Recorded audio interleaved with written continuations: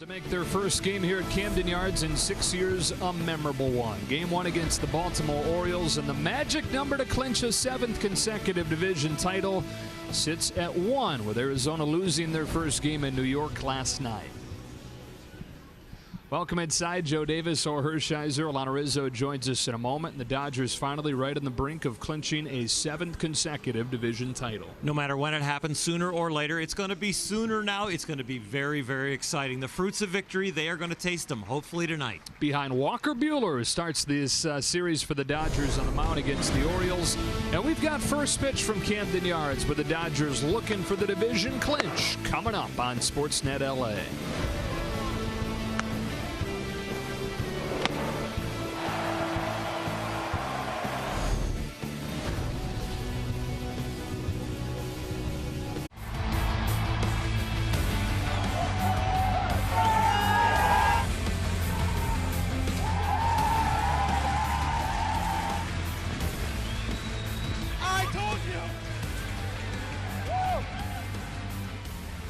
Well, could this be the night they add to that celebration reel? Game 1 against the Baltimore Orioles, first of 3 here at Camden Yards, with the magic numbers sitting at 1 to clinch a 7th consecutive division title.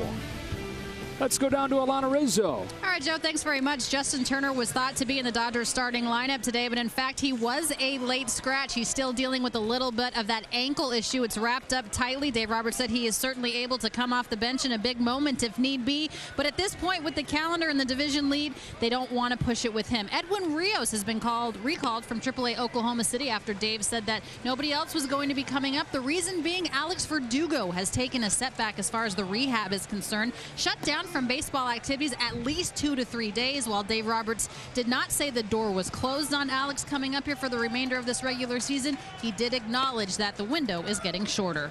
Postseason just a few weeks off now, as Verdugo continues to try and work his way back. Take a look at the lineup for Game 1 tonight, with A.J. Pollock to lead things off for Dave Roberts. And then it'll be David Freese out of the 2 spot, starting at first base. Chris Taylor, the third baseman tonight. His first start there in 2 seasons. He'll hit third. Bellinger's in center. Hernandez in right. Corey Seager hitting 6th. Will Smith does the catching. Jack Peterson, the DH here in the American League ballpark. And Gavin Lux hits 9th against an old Dodger killer from San Francisco and Ty Block, who was picked up off waivers in early August by the Orioles, and in 4 starts with Baltimore has an ERA near 10. And the last time the Dodgers saw him, they really, Dave Roberts said, cracked the code. So the fastball changeup combination did not work back in April in a Giants uniform. We'll see if he's perfected it any better or if the Dodgers are still on him here tonight. Yeah, that night they cracked the code in relief. He gave up 7 runs in 3 1/3. Pollock stands in, and off we go with him attacking that first pitch and spraying it foul. AJ coming off a series where he had 3 home runs in the opener. It's an interesting night when you can clinch. There's a different energy in the locker room, on the bench. It's just different. And obviously the added wrinkle to it is that you clinch with a win, but you also could clinch with an Arizona loss. And so you mentioned during the pregame, maybe the first time all season you are really watching the scoreboard. Yeah, this is the first night they actually have watched the scoreboard. Oh, they've had some interest, but not really about their lead, just seeing what's going on around the league. But as far as official quote unquote scoreboard watching, oh yeah, this is tonight. There will be some eyes glued on the board. Starting just a couple minutes in New York. 2 balls, 2 strikes on Pollock. As big as the lead is for the Dodgers, and the moment of clinching will either be here tonight or tomorrow, but they've been tasting the fruits of victory for a long time. And it's kind of like, you know, the great main course is coming, but the appetizer's been going on for a while. Pollock looks at strike 3, 1 gone. What do we got coming? Like a, I don't know, a big piece of prime rib. House. Yeah, they're going to have champagne, so. And you're here in Baltimore, you might have oysters with it. Oysters and champagne, pretty good combo. Crab cakes and football. Yeah. Here's David Freese. 2 for 4 with a couple home runs since returning from the injured list. First one from Block is in there, strike one. You've got a veteran that wasn't going to play unless he was a Dodger. Been a little nicked up. Hasn't played much since being back on the IL. But you know what? They're going to gear him up just exactly the way they want to. He's been active, but kind of inactive, watching. But he knows exactly how much work he wants, and that'll be communicated to Dave Roberts. It's going to be a lot of meetings like that over the next couple weeks. This is what we're thinking. What are you thinking? They've already been going on, but they will be more precise as going forward. 3-1 on Freeze.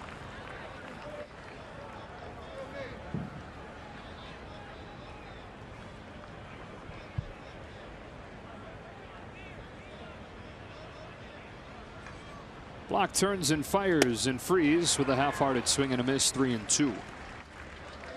A Block coming off his first win, not just in an Orioles uniform, but this season against Tampa Bay on Tuesday. 2 runs over 5 innings.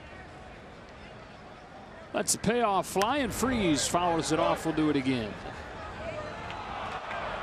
Block was designated for assignment and just, out there. And right now, the motivation for him is to pitch for next year, to show scouts and an organization that wants to sign him. Where will he be? But this is a great audition time for him.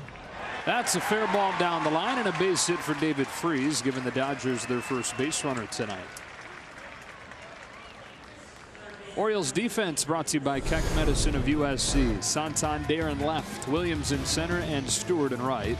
Ruiz and VR on the left side of the infield with Alberto and Mancini on the right, and Francisco doing the catching. It is not a who's who. They are deep in a rebuild here. 46-97. Only the Detroit Tigers a worse record. 1-on-1 out for Chris Taylor.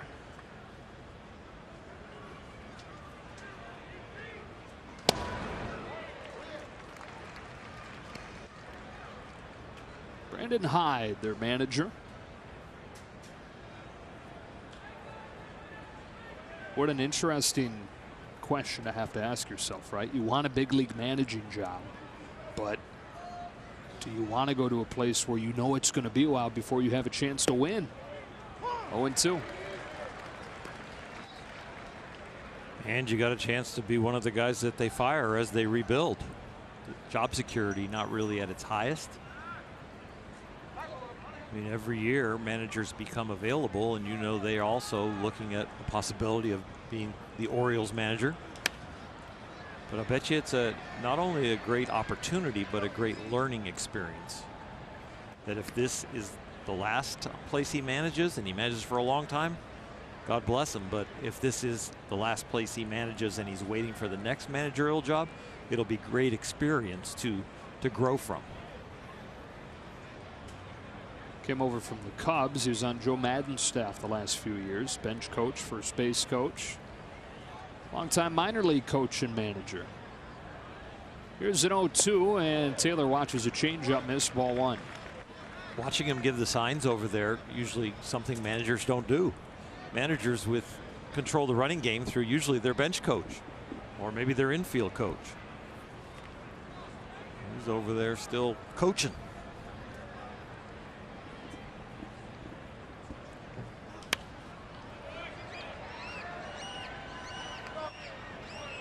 But Taylor playing in the ballpark that he grew up coming to games at. Grew up in Virginia Beach, a few hours from here. And his family would come to about a game a year. Beautiful place. It's gorgeous. It's gorgeous to the eye, but to the pitcher, it's intimidating. Oof. Close to 4 home runs per game here this year. Oh.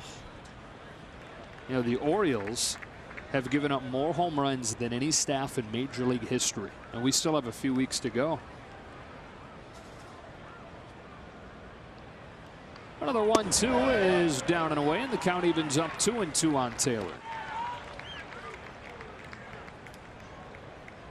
It's always been a ballpark that you want the ball hit to the middle of the field, as close to center field as you can force the hitters. It is one ballpark that your pitch selection is really specific to this park.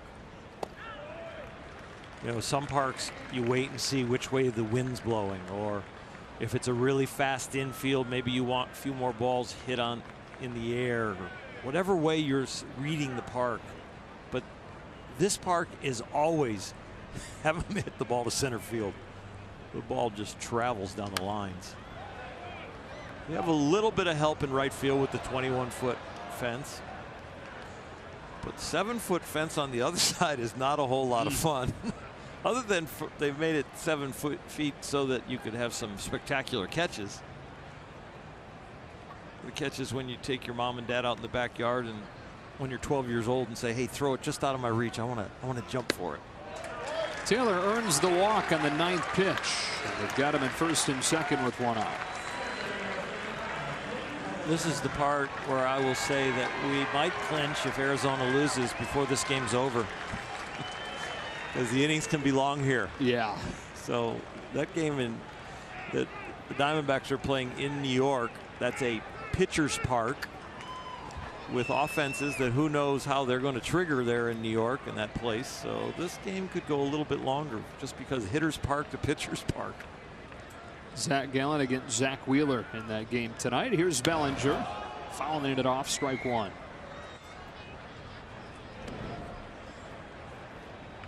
What a difference a year makes for this guy. 17 home runs versus lefties, and he couldn't play against them last year at this time.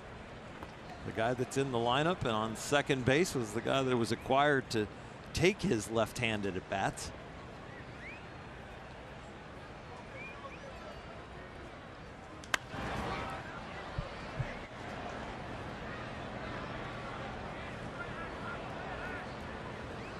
Third of the majors right now, Pete Alonso of the Mets, 47.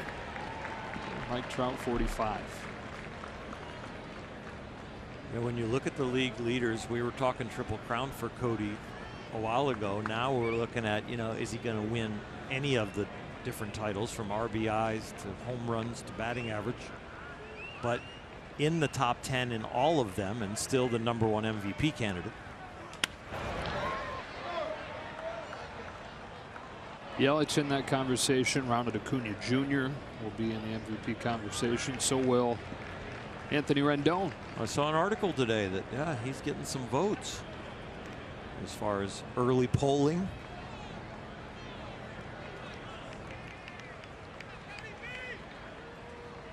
First and second, 1 out, no score first inning, and Bellinger fouls it again. Block doesn't have that knee buckling breaking ball, that one that's going to really mess with left-handers' heads or approaches, where it's got to be in the back of their head. That his fastball, changeup, and slider are going to look predominantly like a strike, and if you're chasing, that's the only way he's going to get you to chase. It's not because of the break. Bellinger muscles one to right center field, base hit.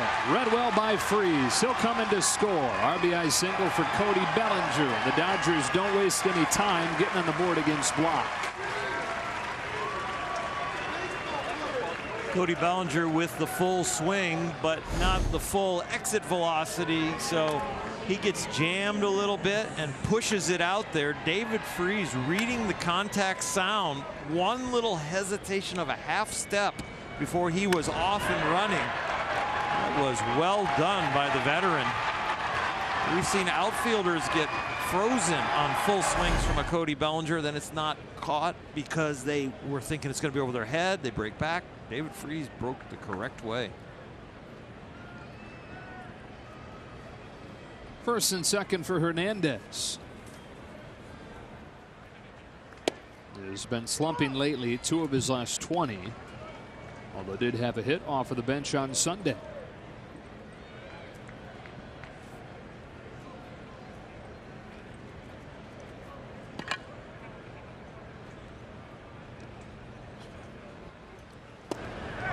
Chases a change, 0-2.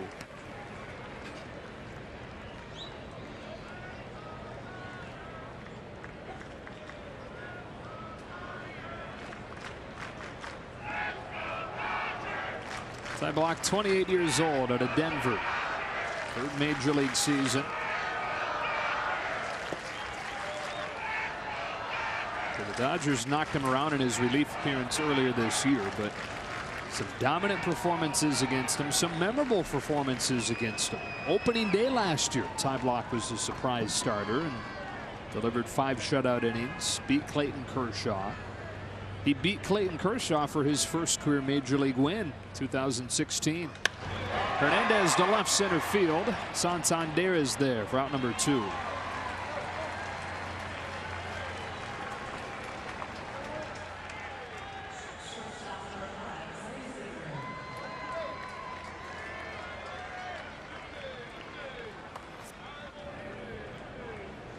Here's Seager.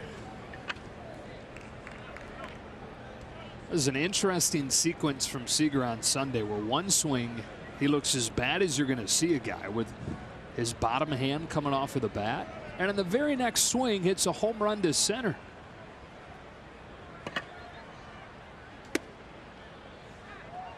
Yeah, he's got one of the most awkward loss of grips you'll ever see on a bat during a swing.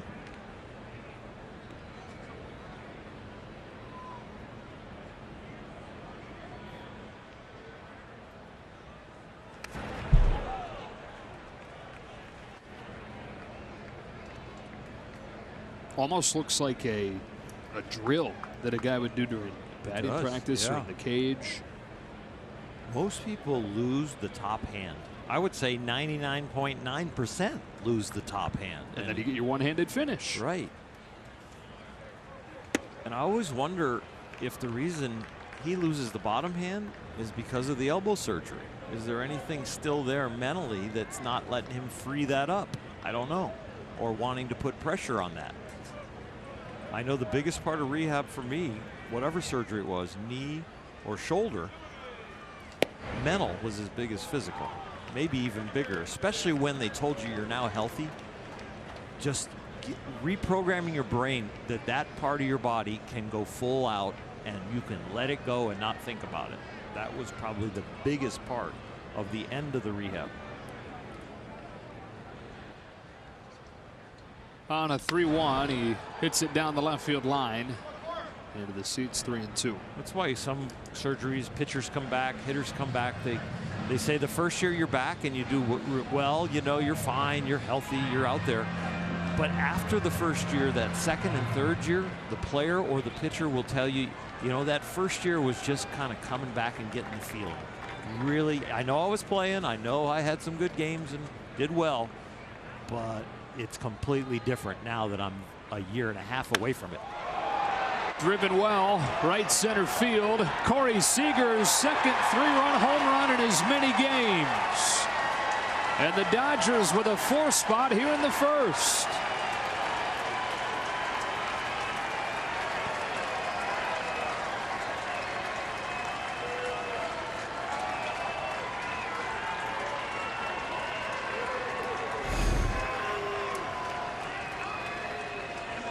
On the inner half, 92, and love to see him backspin balls.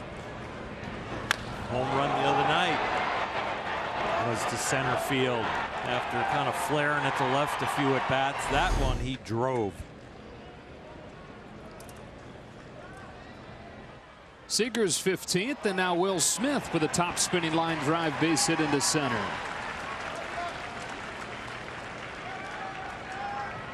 The Dodgers making this a nightmare of an inning for Ty Blach, who now against the Dodgers this season has given up 11 runs in 4 innings.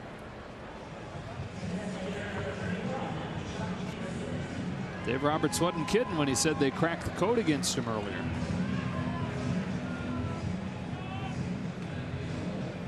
So the inning kept alive for Jack Peterson. Does the DHing tonight. In September, 9 for 16, 5 home runs and a couple doubles. He's hotter than we've seen most players. You've been watching him in person or on television. You are seeing one of the hottest bats we've ever seen. Ridiculous power and ridiculous consistency.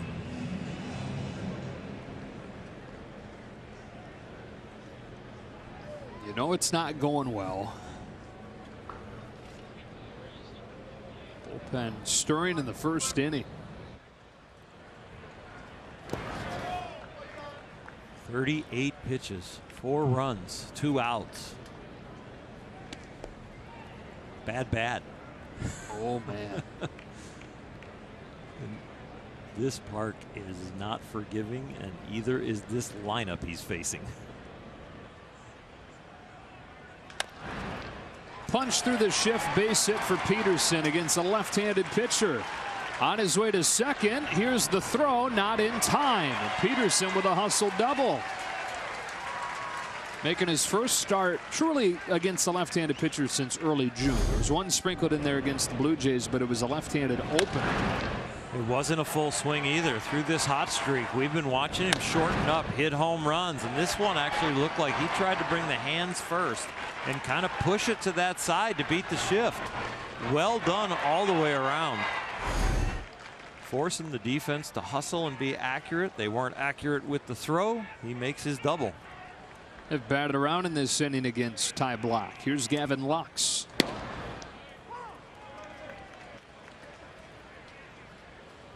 He strikes out Pollock. Since then, a walk and 5 hits for the Dodgers.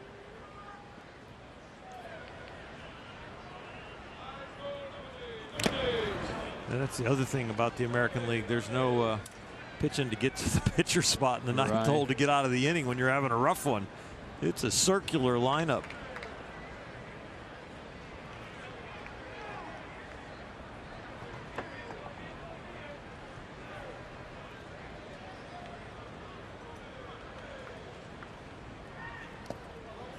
One and two on Lux.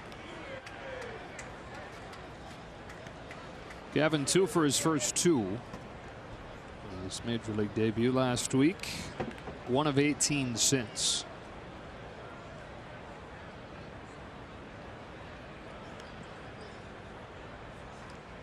0-1-2 pitch, down and away, ball 2.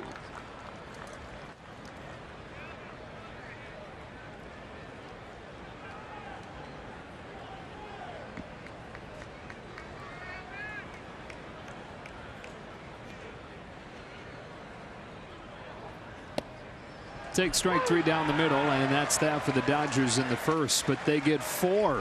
Seager's home run, the key swing, and here comes Walker Buehler for the Dodgers, trying to pitch him to a division clinch.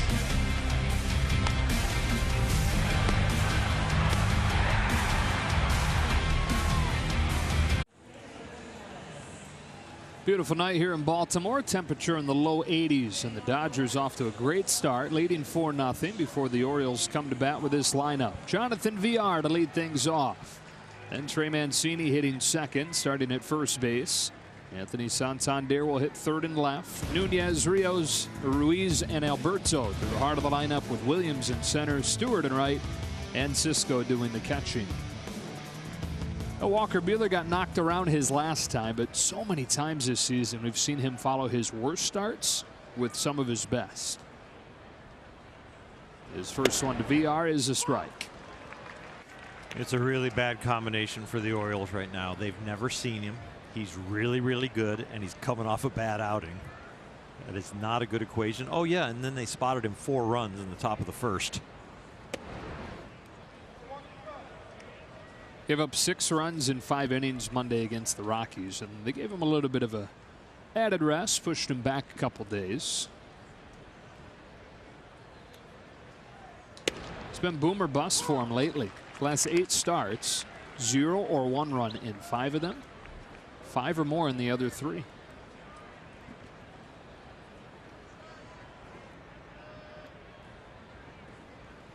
Here he comes to the 1-2, and in the dirt, 2-2. When you've had the added rest, you just need to think about pitching. The velocity, the spin, a lot of stuff is going to come naturally because you're going to feel, my patented word, froggy. Oof, look out. Looked pretty froggy there.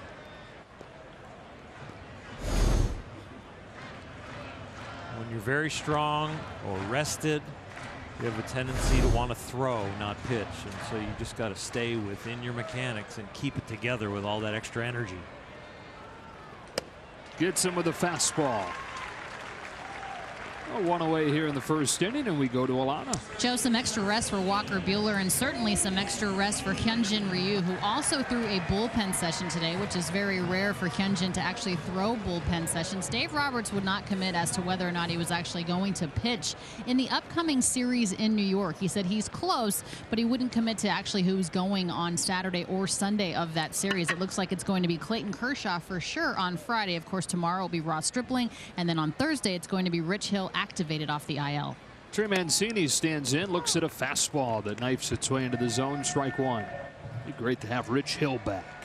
Yeah, I love his energy, huh? Those are exciting nights when you know he's going to pitch. You have those grunts echoing through Camden Yards. Quickly 0-2. It's really not a bad night of which starting pitcher the Dodgers name, but his have a different element to it. Psycho Rich. An 0-2 pitch. Cuts away ball one on Mancini. The Orioles do have some good hitters in this lineup. Mancini has 30 home runs this year. They get a 29 home run hitter in Renato Nunez out of the cleanup spot. They get a guy top 5 in the league in average in Alberto. Biggest issue has been the pitching. And I guess you can have the conversation about both those topics. How much of it is the ballpark they play in? Pitching being the issue, offense being the relative bright spot. On the ground is Seager at short. Mancini is out number 2. Rest of the Dodger defense brought to you by Keck Medicine of USC. Looks like this with Pollock in left, Bellinger in center, Hernandez in right. Taylor's first start at third since 2017. Seager and Lux up the middle. David Freese at first and Will Smith catching. Chris found out just a little bit before the game that he'd be there.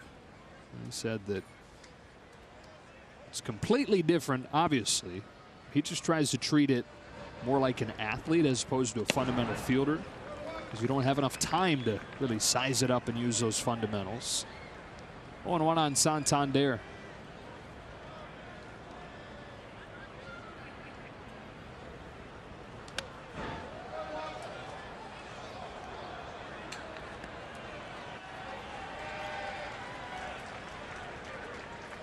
Walker so far, he's throwing the ball really well. He hadn't landed a breaking ball for a strike. He's trying to get him to chase that. But anytime he feels like he needs a strike, he's going right to the heater. And he gets him to offer at that back foot breaking ball to finish off a 1-2-3 first.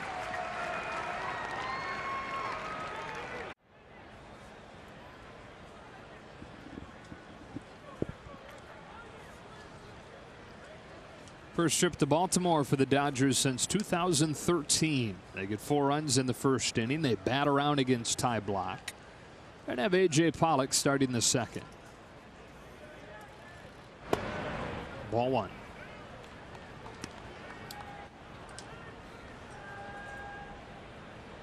A.J.'s Patriots sure looked good Sunday, huh? Jeez.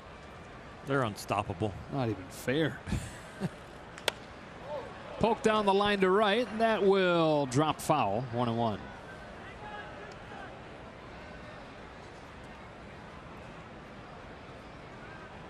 They looked really good. AJ was very happy. Grew up going to games there.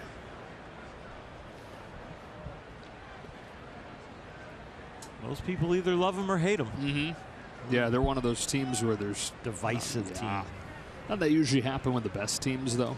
Yeah, with a good-looking quarterback. A 1-1 pitch is tapped along third, and Ruiz will throw him out.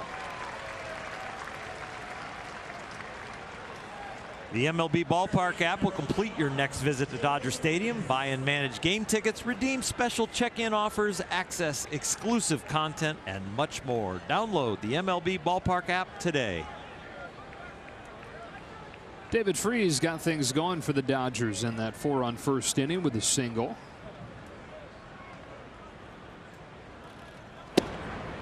Strike one. Doesn't it feel like David Freese has been a Dodger longer than 1 year? It was the same way with Chase Utley. Punches one to right, and he's 2 for 2. Experienced veterans bringing their wisdom, not afraid to share it, making an impact on the field quickly as soon as they get here. Yeah. It's also part of, like, you're glad they're a Dodger. I think that extends the time in your mind.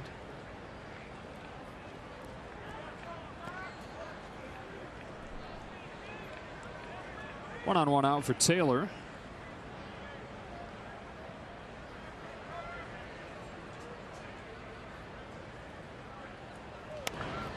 A check swing tapper along first that Block will field and flip to the bag. Up the second goes Freese, 2 away. A swinging bunt that wasn't hard enough. If you were bunting against Ty Block, you'd want to push it that exact direction, but a little firmer to get it by the left-handed pitcher, and then beat the first baseman and the pitcher to the bag, but just not far enough on that check swing. Dodgers 4, Orioles nothing. Here's Bellinger. Singled home the first run of the game. 106 driven in. 1 ball, no strikes.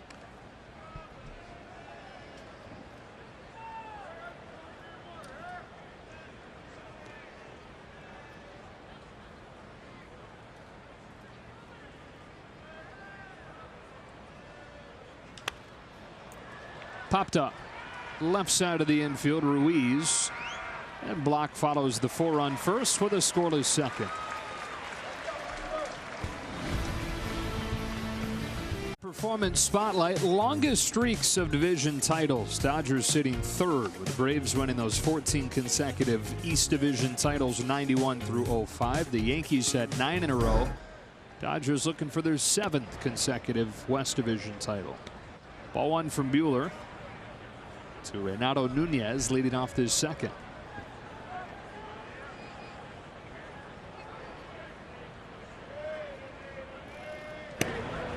Oof. Fastball has life to it, doesn't it? Yeah, that one right there, arm side run. He would love to command both lanes, but that one he was trying to go low and away, but it turned out to be an exceptional pitch, just not the goal.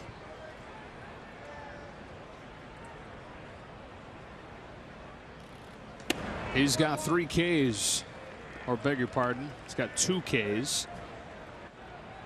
And a 1-2 count on Nunez. His stuff is so good, they should be out after 2 strikes.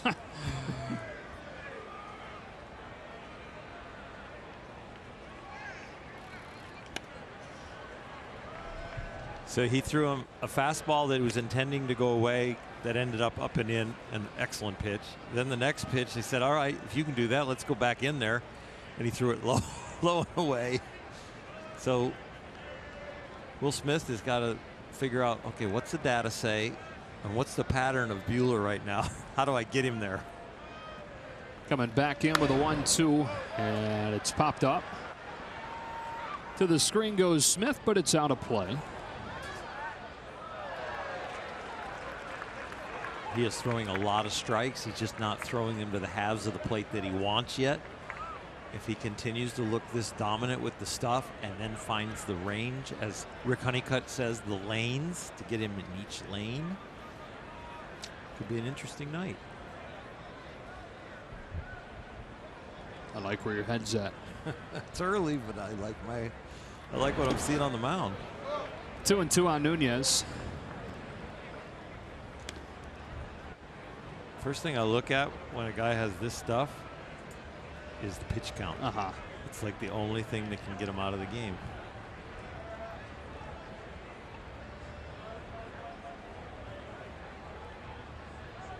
A 2-2 pitch is fouled off. Turning it up to 98 right there.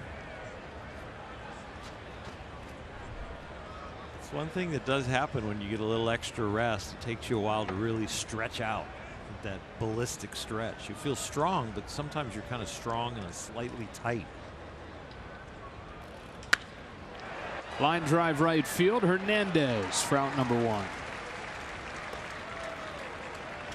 You get stretched out a little bit, you get a little bit more loosey-goosey, and all of a sudden the arm starts to move slightly differently with a little more flexibility, and that's where you get that life, that extra spin. Yeah, giving up those 6 runs against Colorado on Monday last week. He said just everything was a little bit off. Wasn't one pitch in particular that he didn't have. Just everything a little bit off. Here comes Dario Ruiz with a fastball strike. Had a really good side session, really good bullpen. For you, how often did that usually lead to feeling good in the next start? Yeah, the side session is huge, because if you find whatever that little fix is that fixes 5 things, it's usually one thing, and it's usually early in your delivery. It might be posture. It might be how you're getting your leg kick into your back leg to then take it down the hill. It might be head position, just, you know, you're getting your head out of the way too early. But when you find it and that light bulb goes on, you're like, oh, this is going to be fun. Fly to center field, but no big deal for Bellinger. And so if you felt if the light bulb goes on in the bullpen section, did it usually carry over a couple days later into the start? Once you find the key, then the next day after your side session, you probably are going to play catch. Maybe in your weight room, in between, you get in the mirror in between sets and you kind of work on it and get that feeling. Little keys like that lock your delivery in. You don't always have to throw a baseball to know they're there, that you found it. Especially if it's like posture or first movement or something with your leg and weight distribution. You can find that doing anything throughout the day and keep cementing it in. And so, yeah. And then you bring that into your playing catch. Then you bring it into the day of the start, your long toss. Then you take it in the bullpen and you bring it into the game. And if it really is the fix, if it's the core issue, you'll carry it right into the game and you'll keep it. And then you're having your long hot streak again. If it's a fix that just fixed you in the side work and it's not a core issue. Ground ball, diving stop by Lux, but he can't pull the trigger, and an infield hit for Hanser Alberto. He carries the no-hitter through 1 2/3. That was deep. Every time he takes the mound, though, I just really think we got a chance of having a special night. His elite stuff, the way he raises the bar for himself. And so we joke about it that he carries it through 1 2/3, but truly, it always is a little bit of a bummer when he gives up his first hit of the night. It very much is.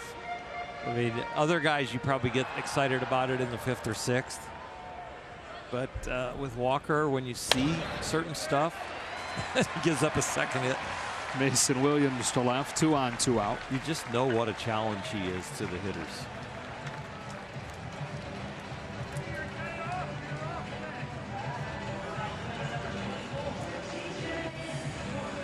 His strikeout to walk ratio is elite. What he's done, this is his 50th start of his career.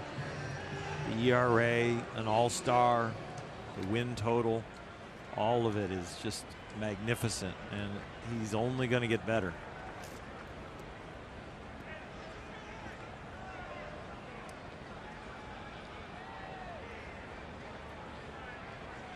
Here's the 8-hitter, DJ Stewart.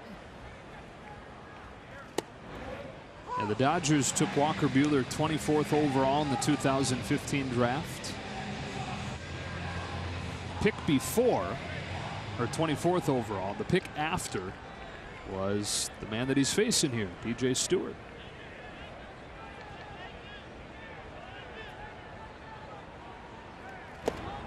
The Orioles planned to take Walker Buehler had he fallen one more spot. Instead, Stewart, who's played in 50 games over the course of 2 major league seasons, took him out of Florida State. A few picks after that, Mike Soroka to the Braves.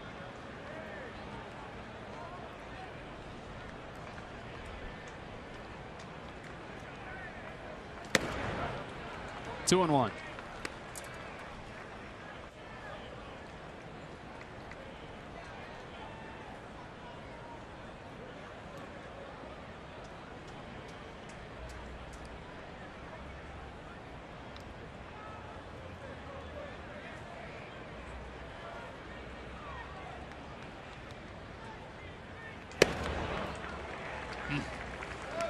just get it in the area with 97 in that life. That ball looked like it was going to be the perfect inside corner pitch, and then the late life just kind of made it look like it was rising and just get a little bit to the inner half.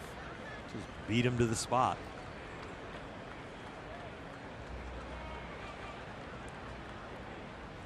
Deuce is wild. 2 on, 2 out, and a 2-2 that is spoiled. We'll do it again. So there will be no Mike Scott repeat tonight. Yeah. 1986 Houston Astros, Mike Scott, a division clinching no-hitter. That would enhance the celebration. Ooh. I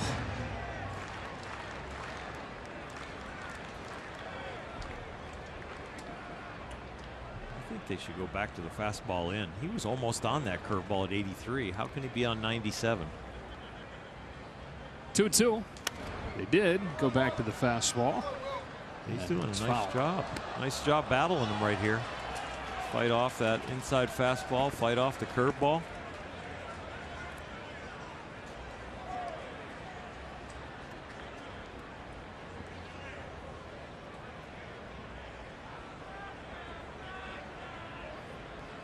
Alberto at second, Williams at first. And Buehler to Stewart with another 2-2. Very high with this fastball, and the count goes full.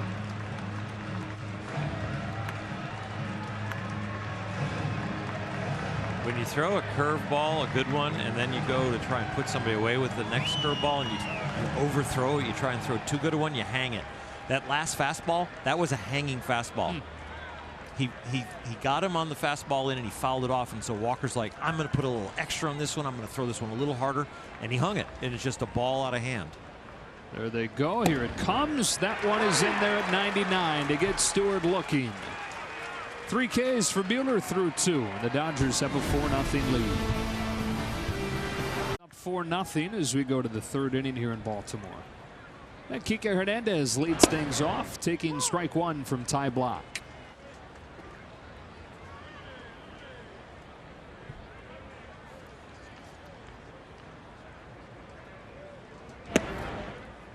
Hernandez flied out his first time.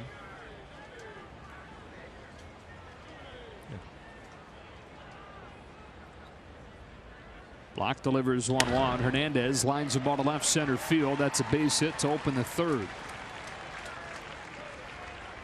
Right to the 7th Dodger hit of the game. One of them belongs to Corey Seager. And as we look at our Arco top tier plays, a 3-run shot on Sunday, a day off Monday, and another 3-run shot tonight. Center field with backspin and then right center with backspin. Those are very good signs. Early in Sieg's career, he was locked in when he went to left field. I think now, after the surgeries, he's locked in when he starts going to center and to right center. Goes to left here. Back towards the wall. Peeling and gone. 2nd home run for Seager tonight. 1 to right center, 1 to left.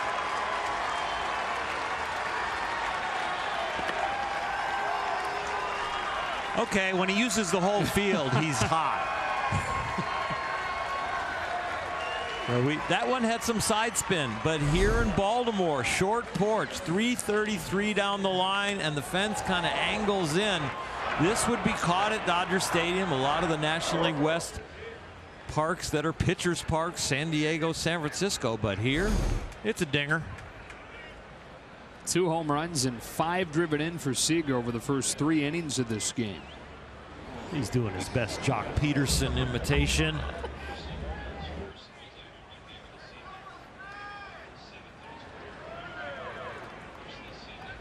Will Smith. First pitch breaking ball, strike 1.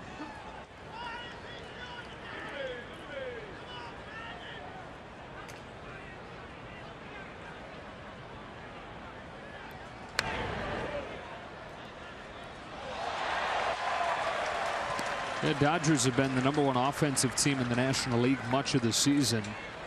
And much of the season, Seager's either been on the IL or not quite himself. He had a great run up to the hamstring injury, so late May, early June. But he's been searching for it for much of the year. Smith goes down swinging. It's exciting to think about what they can be if Seager is added to it all. Well, when you get into the playoffs, you know, there are so many guys that can all of a sudden get hot and carry you. And the Dodgers just have a smorgasbord of guys that all of a sudden could carry you in a short series. And it doesn't have to be the same guy get hot all the way through October. It could be different guys in different games or different series. I think that would be just fine for Dave Roberts. Peterson, check swing foul.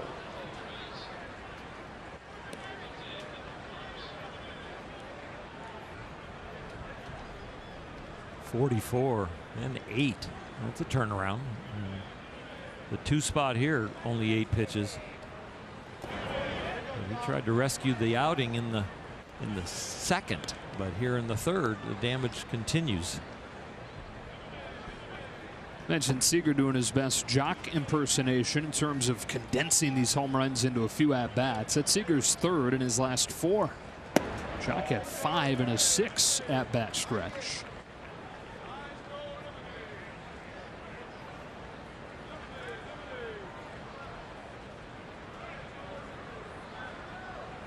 On a 2-1 from Block, Peterson fouls it off 2-2.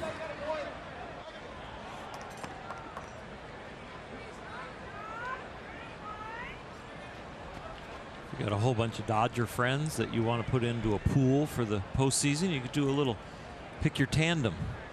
Who's going to get the most total bases? Is it going to be the Peterson-Seager tandem, the Turner-Bellinger tandem? Who's it going to be?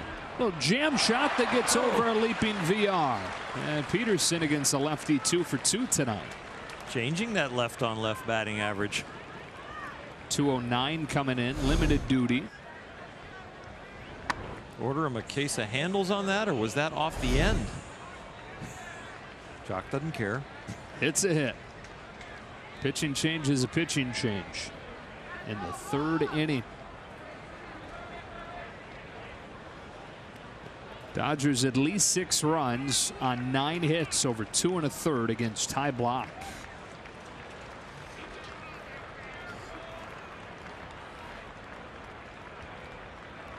LA is brought to you by BMW, the ultimate driving machine. Hurry into a Southern California BMW center today for exceptional offers, or visit SoCalBMW.com for more details. And by Morongo Casino Resort and Spa. Good times. This is seen after the 2009 division clinch. Matt Kemp at Dodger Stadium. It's Clayton Kershaw's first full major league season. Ty Block finish 2 1/3. Book not yet closed. Peterson at first, his responsibility as Evan Phillips comes on to pitch.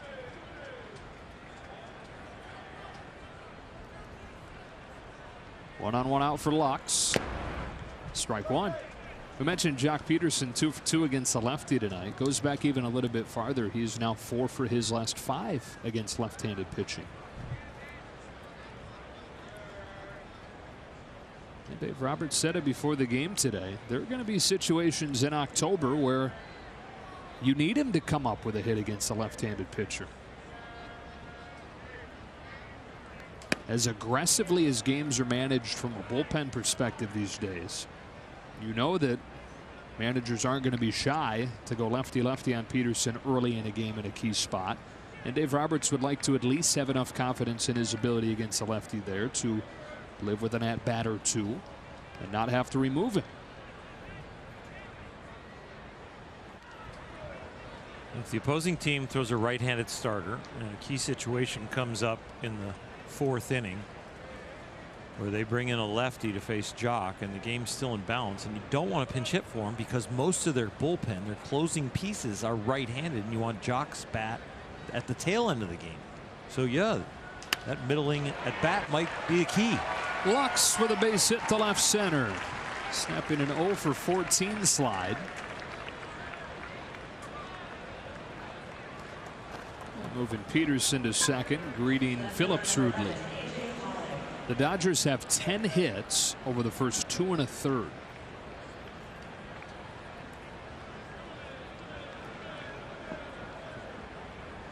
Doesn't always play out how it looks like it will, but on paper, you figure that had a chance to have a look to it like this. You got top offensive team in the National League against one of the worst pitching staffs in baseball. Team that set a National League record for home runs in a season against a team that set a Major League record for home runs allowed in a season. 1-0 on Pollock.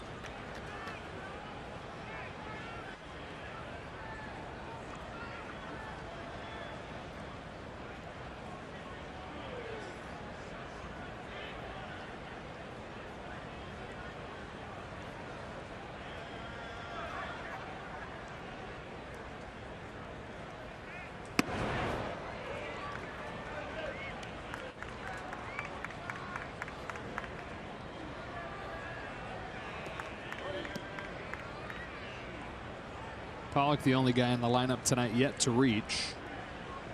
He and Taylor, the only guys without a hit. It's very early to be saying that. Yeah. On this 1-1 from Phillips, Pollock takes ball 2. AJ has to contend with the fastball, the slider, and the change from Phillips. And he'll average over 94 miles an hour.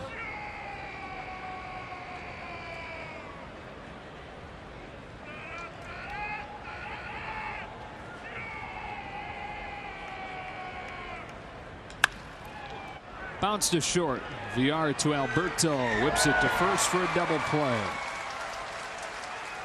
But Corey Seager's second home run of the night and a 6-0 lead as we go to the bottom of the 3rd. Dodgers is Friday, September 20th. Purchase a special ticket pack that includes your ticket to the game and a collectible Dia de los Dodgers bobblehead. For tickets, visit Dodgers.com/Dia de los Dodgers. That thing's sweet looking. Francisco takes a strike. That is definitely in your bobblehead collection the one that'll stand out. Yeah, catch your eye for sure.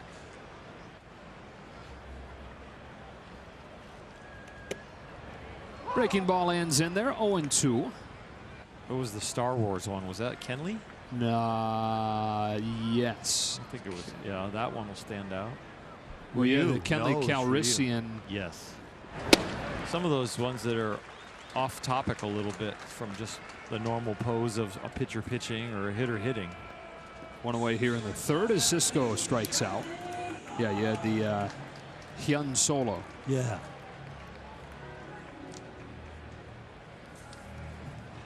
So 4 Ks for Buehler. One time through the lineup, and now Jonathan VR.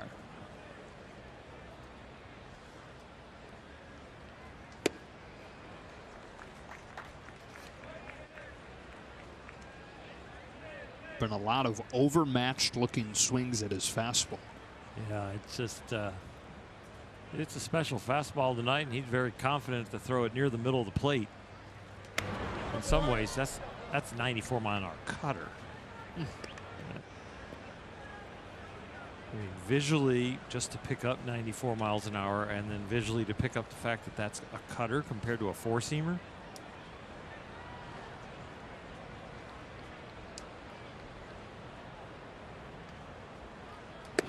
And he sticks with nothing but hard stuff, turning it up to 94 to finish off VR. Back-to-back Ks to open the 3rd. That one was 98. Yeah. So he goes 94 cutter on the hands, then he goes 98 up the ladder with the 4-seamer, with a little life at the end too. Too bad they got those hits in the 2nd. I know. Oh, it's so disappointing. I mean, it's tongue-in-cheek again when we say what a bummer that he gives up a hit, but really. Ball 1 on Mancini. I mean, they've had the National League West in hand for a long time. Tonight might be the special night that they clinch. It sure is looking like this scoreboard is saying it is. But it also had a flavor to it with the way his arm is working that, oh, we could have a special night. It's really hard to say in the 3rd what could have been, but it's watching him pitch against this lineup. I'm like, you got some really good stuff.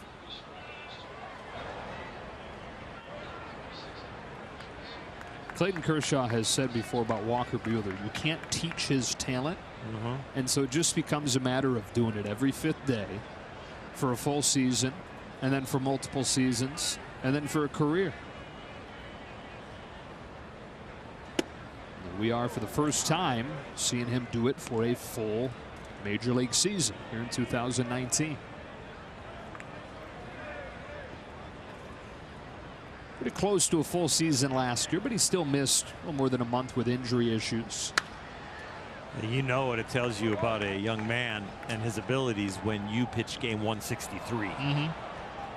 No matter how the rotation was going to work out, down to the wire, yes, they wanted to keep everybody in line and win every game they could to avoid 163, but they knew 2 weeks out who was in turn for the biggest game of the year. Here's his payoff, and he strikes out the side in the third. No matter what pitch he throws, it's going to be hard to hit, and especially when you have 2 strikes. The curveball, the 4-seamer up at 98. Oh, and this is a slider. On Sportsnet LA is brought to you by Jack in the Box. Come try the new really big chicken sandwich combos starting at $3.99 only at Jack in the Box. And by Jeep Grand Cherokee.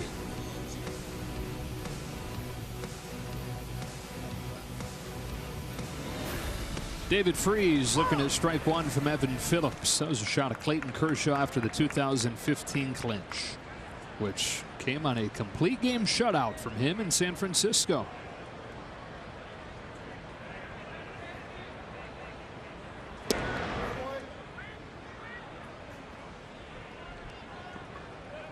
Great perspective on this team as far as you'll never know who will celebrate only once in their life, and this could be the night.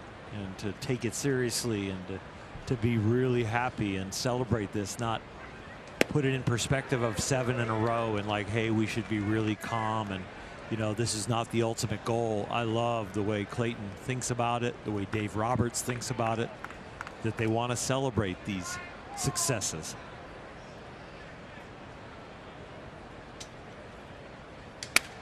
A broken bat foul. We've talked about it before. So obviously the goal is not to win the division title, it's to win a World Series. But if you ignore the accomplishment over the 162 game season, I mean, you're forfeiting a lot of the enjoyment that comes from being a baseball fan or being a baseball player or being anybody involved with the team. That's strike 3, one away in the 4th. Well, you work hard to accomplish goals in life. You work hard to be rewarded. You work hard to better your situation, and you need to get the reward. It's fuel for the next goal. It's the part that bonds you together. It's a common experience that you celebrate together and you get closer with your teammates. And you, even in the midst of this celebration, they will talk about that's just the first step, and they will talk about the future. So no, it's a great environment to move forward and to celebrate what you did in the past. Ball one on Taylor.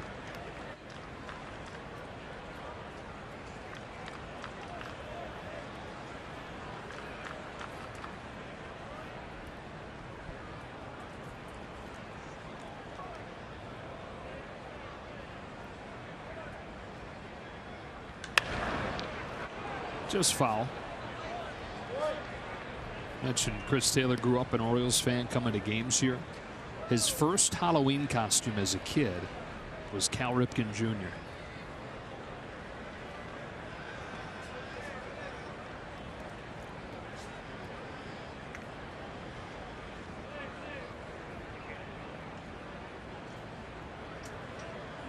I thought you were going to tell me Joe Flacco. Yeah. Had the same beard as a kid. Exactly.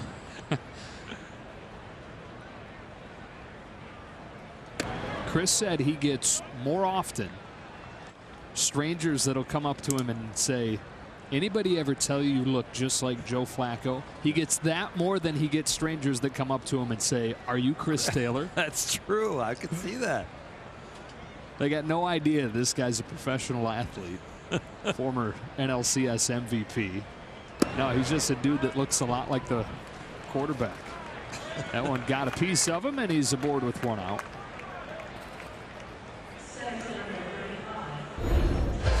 The I-Pace. This is how Jaguar delivers electric performance. It is uncanny, though. Yeah. Well, you see it on Twitter all the time and Instagram, people posting the pictures side by side. But that, I did not know that part about you saying people coming up to him and saying, you know, you look a lot like Joe Flacco. Anybody ever tell you that? Just erase Chris Taylor right. memories from your mind. He should put the jersey on, Flacco's jersey on, and walk around and just see what happens. They should do a backstage feature on that. Walk into places in LA with a Flacco jersey on a Sunday. Bellinger with 1 gone. More than anything, I just love the idea of a professional athlete wearing his jersey around town, wearing his own jersey. You know, like if Joe Flacco was really walking around town, going and grabbing a coffee, wearing his jersey. Joe, I thought it was you. The jersey just confirms it.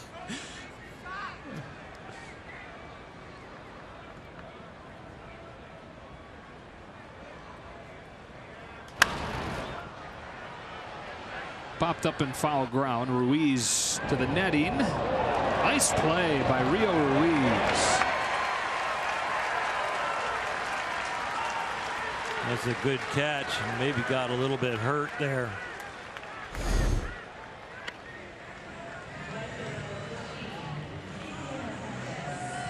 You got padding on the outside, but you got cement there where his right arm, his throwing arm, resting and taking the pressure of the running over there and stopping.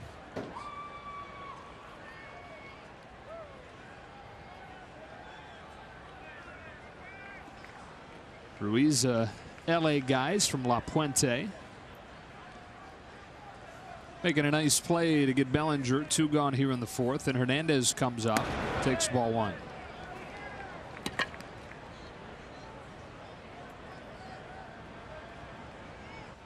Kike singled to open last inning, came in to score. Dodgers got 4 in the 1st and 2 in the 3rd. Couple Corey Seager home runs tonight.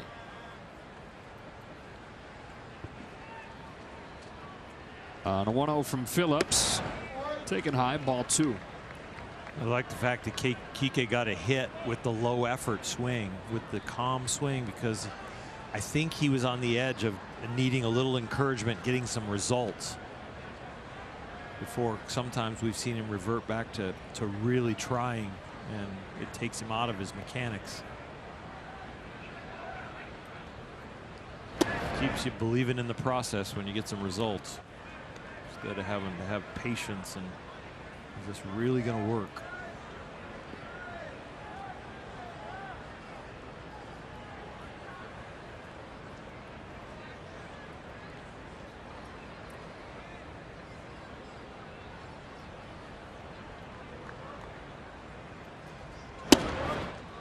Four-pitch walk for Hernandez.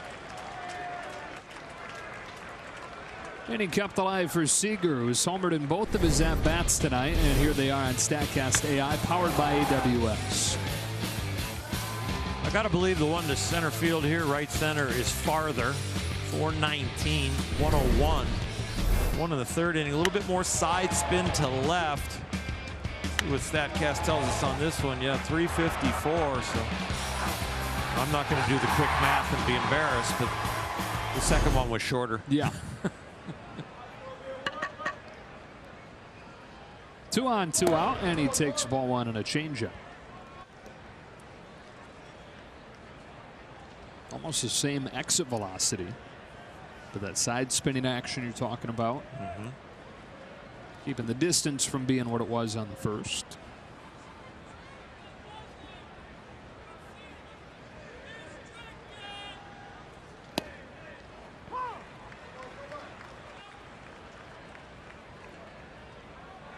These are the crowd sizes that can get you. Just one voice can get you. You know, people are like, doesn't it make you nervous, and doesn't it get you when there's like 50,000 people going crazy? You go, no, I love it. It's like being by the ocean. and you're all by yourself. So you get a light crowd and one voice over the dugout, right in the right spot. Even a guy that, you know, is dressed kind of odd and standing behind home plate waving his arms right before every pitch, and you are really working hard to block people out and block voices out when it's a little lighter crowd. You like it when the Dodger fans that travel well start chanting "Let's go Dodgers" or MVP when Cody Bellinger's up there. But when it's a ornery local fan that is upset with his team doing so poorly, decides to take it out on you. Seager grounds it to a well-positioned VR. And Zieni. That one gets you, though, huh? They can get you. Voices. A little bit more concentration you need on the road with light crowds. Time for the Coors Banquet Timeless Moment. First division title for the Dodgers. Divisional era started in 1969. 1974 won the division by 4 games. They finished 42 games ahead of the Padres that year. Strike to Santander in a 6-0 game at the bottom of the 4th. Biggest division win or pennant clinching win in franchise history, 13.5 games. 1955, they went on to win the World Series that year. 17.5 games right now.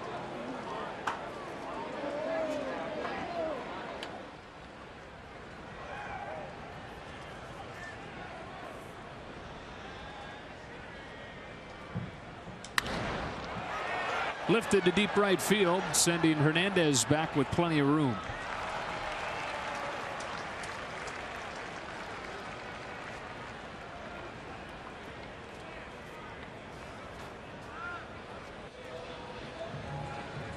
And here's Reynaldo Nunez.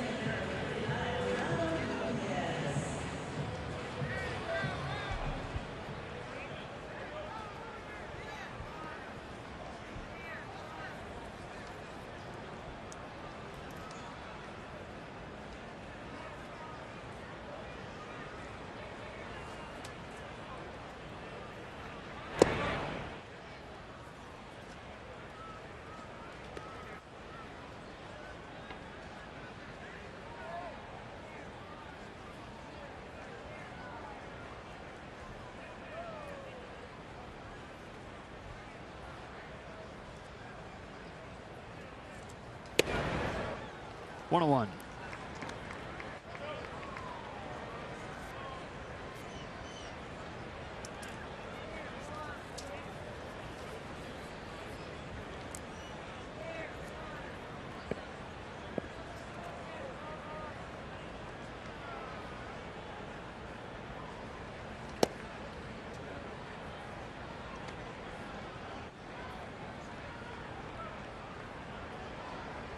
Dodgers are going to clinch.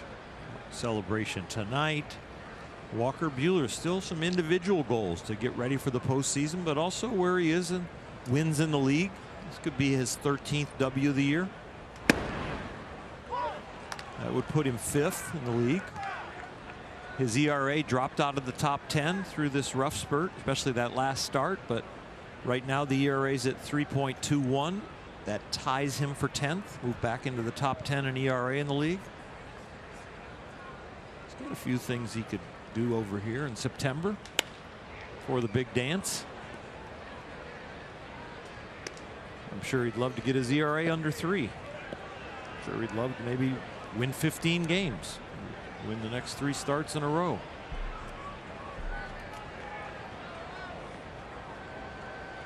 Finished at .262 last year. 3rd best by a rookie Dodger ever. A 2-2 pitch in the dirt, and the count goes 4.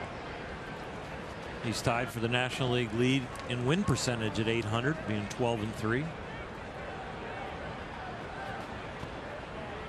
Yeah, that last outing when he gave up 6 runs, he still got the win in that game. Dodgers won 16-9. Bunch more support tonight. Yeah, and he's piling up the strikeouts himself. That is his 7th. getting the win is huge. It's the one thing on a given night that you really can't improve upon in the future. You lose that opportunity to get a W. You can always go get more strikeouts. You can always go lower your ERA, but getting the W is kind of a fun thing to take you from a bad outing, and it's kind of like the healing power for all your workouts and your side works and everything. But I got a W. Ball one on Ruiz. That strikeout there, Orel of Nunez, gives him 9 swings and misses against his fastball. Season high in a game is 13 for him. And the 16K performance against the Rockies. Weak pop flying to left field. There's A.J. Pollock, and there is another 1-2-3 inning for Walker Buehler. Good tonight, 6-0 over the Baltimore Orioles, making our way to the top of the 5th inning. Gavin Lux due up 3rd in the inning, already 1 for 2 in this ball game. And congratulations are in order for the T-Mobile connection to the game. Gavin Lux named the Baseball America's 2019 Minor League Player of the Year, and this is why. You can take a look at what he did in 2 of the minor league levels. Started off the season at AA Tulsa, then went to AAA Oklahoma City, 347 average, 26 long balls. Look at the RBIs in just 113 games. He's the 3rd Dodger to win the award, guys. Mike Marshall way back in '81, and Paul Konerko in 49 games as a Dodger did it in 1997. Congratulations to Gavin Lux, guys. All right, Alana. Gavin is a guy the Orioles were high on in the Manny Machado discussions. It's not just this deadline where Dodgers got a lot of asks for Lux. It was last year as well. It's ball one on Will Smith.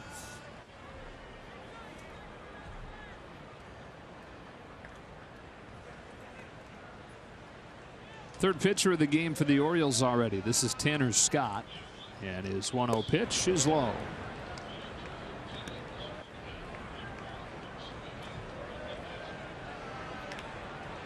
When you're in a full rebuild, you're going to give a lot of people an opportunity to pitch in games like this. Throughout this series, the Dodgers are probably going to see a lot of arms they've never seen. I think carries all the way to the warning track off the end of the bat. That's Baltimore, Joe. Yeah. That's Baltimore. That's the ball. Yeah, it's the gentleman that caught the last out of the '88 World Series, Rick Dempsey, is in the ballpark. He does the pre and post game show for the Baltimore Orioles. And I said, hey, Rick, we're talking before the game. How many home runs have been hit here this year that when they left the bat, you go, oh, there's no way that's a home run. And then they ended up being a home run. He goes, oh, about 50%. Wow. He goes, it's been hot here all summer. The ball, the way it's traveling. Grounded to second. Peterson out number 2.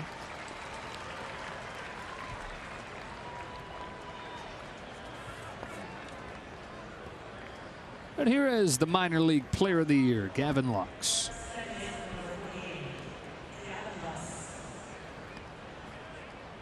Snapped the long offer with a base hit his last time.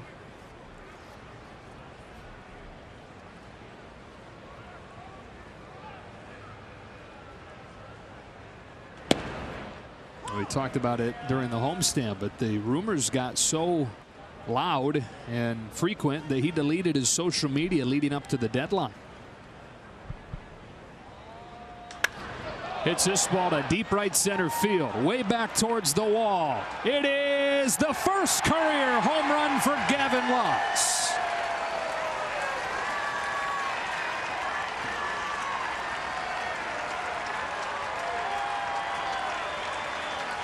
Watch that baseball. He might want that one back in a trade. Be the first trade Gavin Lux is a part of, and hopefully the last. So congratulations to Gavin Lux. First career Major League home run comes on September 10th at Camden Yards in Baltimore. There are some clubhouse guys scrambling right now to go meet that young man right there. Ball one on Pollock.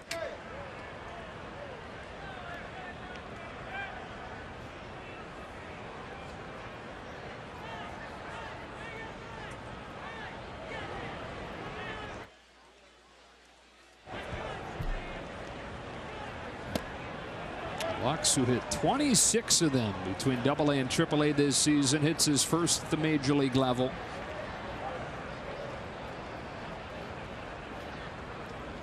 And it makes it 7-0 LA here in the 5th.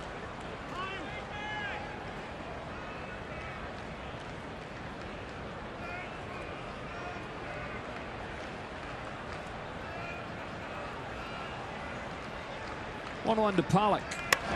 He turns on it down the line to left, hooking towards the foul pole.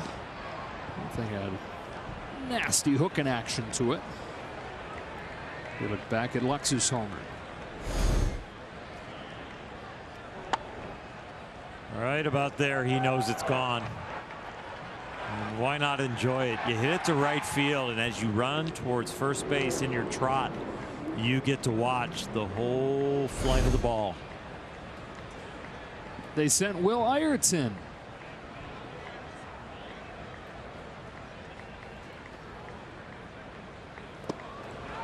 Swing and a miss from Pollock, and that does it for the Dodgers in the 5th. But they extend the lead on another home run. This one the first of Gavin Lux's major league career. Halfway home in a 7-0 game.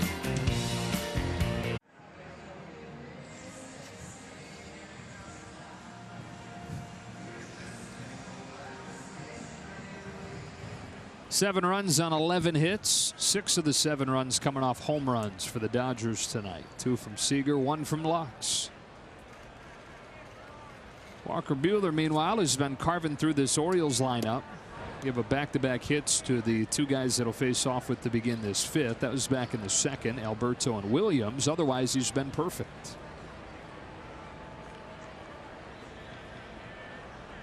His 1-0 pitch is grounded back up the middle. There's Lux behind the bat with a running throw for the first out of the 5th. Friday on an all-new Backstage Dodgers, take a look back at Gavin Lux's journey to the majors and, well, his first big league home run as he rose through the ranks before landing on a big league roster. Don't miss Backstage Dodgers, presented by Cadillac, Friday after the postgame show on Sportsnet LA. Back to the edit bay. Yep, I'm going to force them to edit that home run in. Yeah. That's on Friday, though. They're fine. Mason Williams. Yeah, I got a few days to do it. Plenty of time. Let me see if I can challenge them some more. What else should they have in there? Maybe you can give him some more material as the week goes on. Yeah. Find out when he's getting his first big league haircut. Follow him to the salon. It's not to the barbershop hardly anymore. They still have those. Oh yeah, they do. Yeah. Just wondered. With his brush cut there, he's probably like a number 1, number 2 on the side. That is over Lux. His brush cut? Well, the brush cut's an old term, but they when you use, what is it, the razor? I've never had it. Fade. The fade, yeah. But what's the tool called? It's not a razor. No. Clippers. Clippers, yeah, clippers. Electric. So you got the clippers on the side. What do you think? He's like a 1, and then he goes up into a 2, a 3, and then he goes full long hair up there and styled on top. It's pretty tight down there on the tapered finish. Yeah. Yeah. Is that a 1 or a 0? Is there a 0? Below 1. I think you do half guard. Oh, really? DJ Stewart, strike 1. Yeah. We're going to get up to speed on this.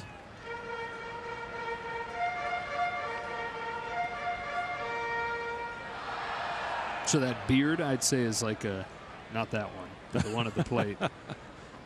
3? Oh, really? Yeah, it's just a guess. Another swing and a miss on the fastball.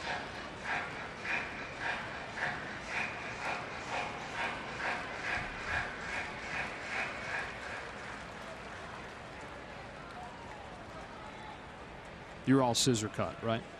Yeah. Except for around the edges, they trim up around the edges. Do you want the square back? Do you want the round back? Taper finish. Yeah. I just say whatever my wife wants. It's always good advice, always a good answer. Williams at first, 1 out, and an 0-2 pitch. Did he go? He did. Walker Buehler with his 8th strikeout of the night. 2 gone in the 5th.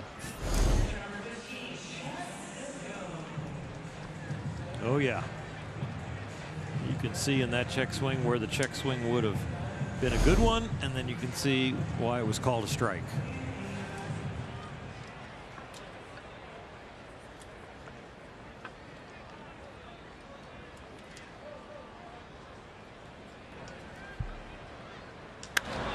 Cisco pops the first pitch that he sees into shallow center field, with Seager backing up, settling under it, and making the catch to finish the 5th.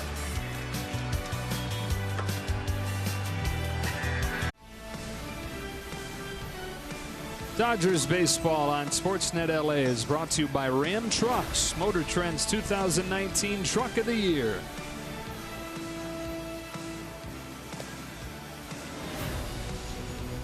We were just talking about haircuts. Last year's chase for a division title caused you to lose a little more hair. This is a shot from after that celebration. During that celebration, went to game 163, where the Dodgers could clinch a 6th consecutive title a year ago.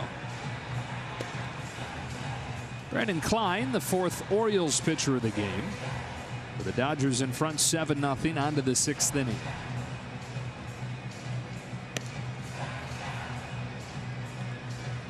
Time for upward clutch off the bench. Dave Roberts countering by sending Matt Beatty up there to pinch hit for David Freese out of the 2 spot.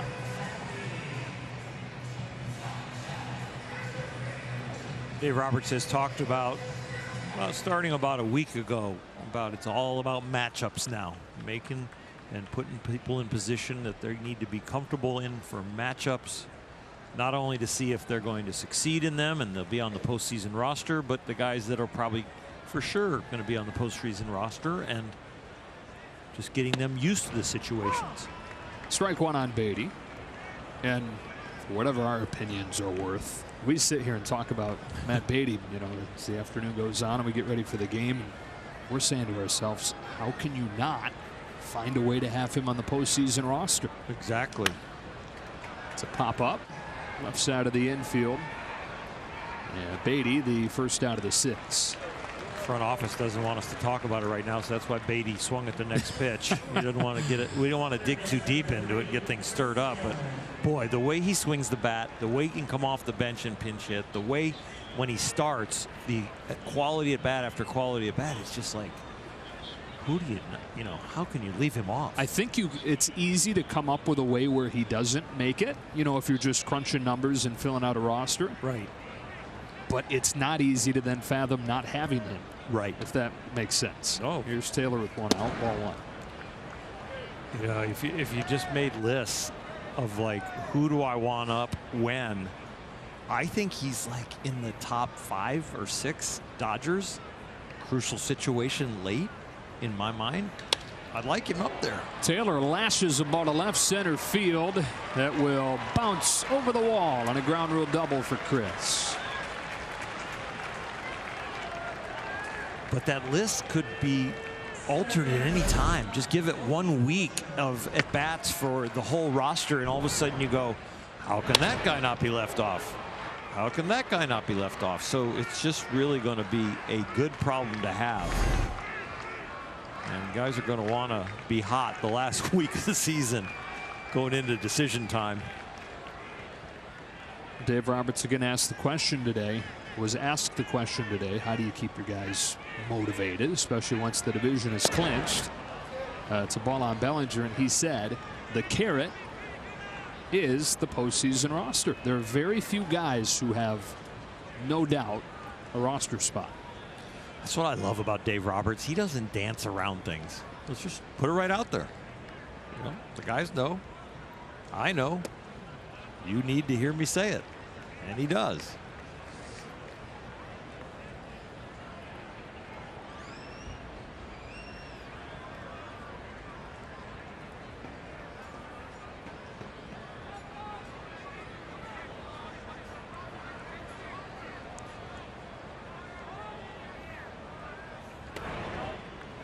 Managers and press conferences and managers and interviews is not an easy job. It is not. You are speaking for the organization, for your players, for yourself, to the fan base, to the media that's going to send it out everywhere. And in some situations, the message is different to everybody and how they'll process it. And so to be as articulate as he is and as forthright and to be accurate and not misleading, he does a fabulous job. Twice a day, every single day. He does a fabulous job. That is probably right up there in the top 3 things that he has to do every day as far as importance for the organization. And to keep the clubhouse whole because of how he speaks to the media. To keep his relationships with each player whole. To communicate to the fans and make the game interesting and intriguing, and love to come out because the manager is letting me know where the team's at. It is quite a job, and there are very few that can do it as well as he can. It's become a bigger and bigger part of the job. Oh, right? Yeah, it's gone to the top almost, yeah. Right, it's not just a thing that managers do. No, it is a big part of being a manager. You can't go old school now. Hernandez. It's chopper to short. Villar to Alberto on the first for a double play. To the bottom of the 6th we go. The Dodgers 7, the Orioles nothing.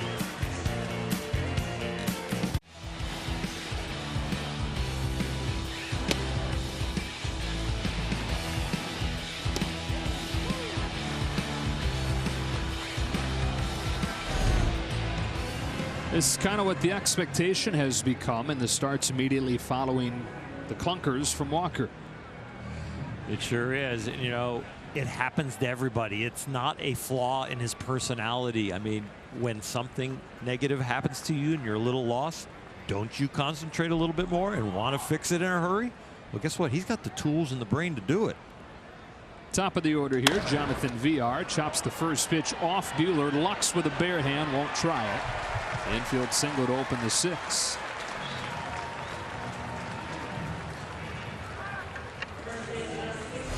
It's not one of those ones where you pull your glove back and you know there's a fielder there. When they're hit this hard at you, you're like, you're going to try every single time because it's hit at a velocity level even if it's 3, 4 feet, 6 feet to one side or the other of your infielder behind you, who knows if he's going to get it. So that's a hard one. 4th hit for Baltimore, all of them singles. Trey Mancini pops the first pitch to right. Hernandez.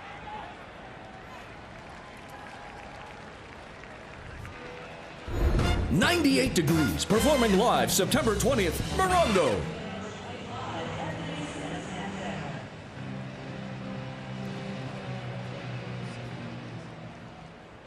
One on one out. Here's the 3-hitter, Anthony Santander.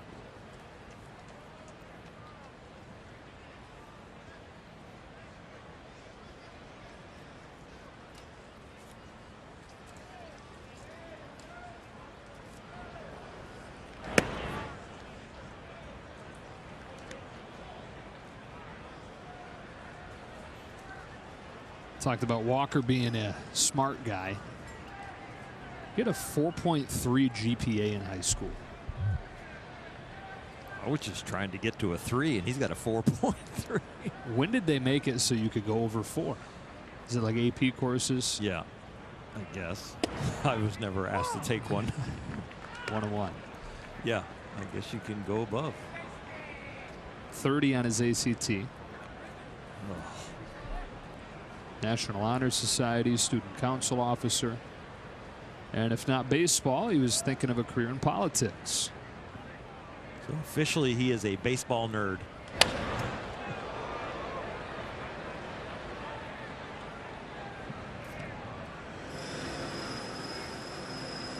I think he'd be a better CEO than a politician. He's a boss. I don't think he would know the gray areas of politics and giving speeches and eating chicken dinners. It just doesn't fit his personality. He's a leader. I don't see him as a consensus maker. Down the line, foul. Dream squasher. You know, when he dreamed about being a politician, he might not have known how his personality was going to develop.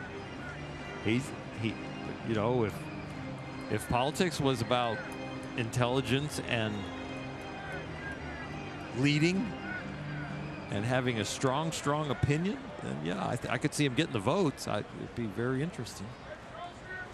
I think I better get off this I was going to topic. say, I feel like we're getting to the point where I've been taught you change the conversation at the dinner table. Yeah. 1-2. And another strikeout for Buehler.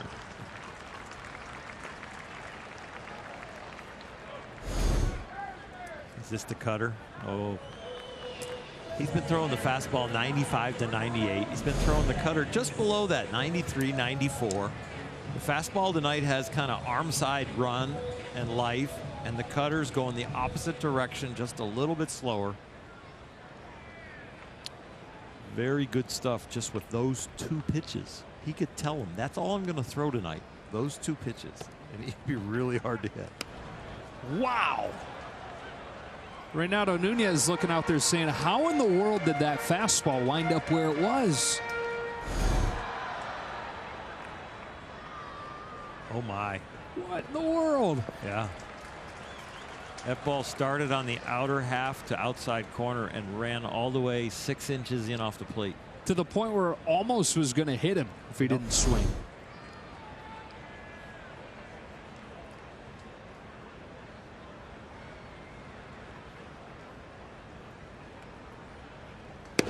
Jeez. That one was a little straighter, but the same life.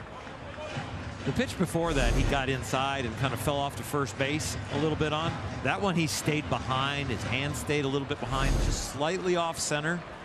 That gave it that tailing action.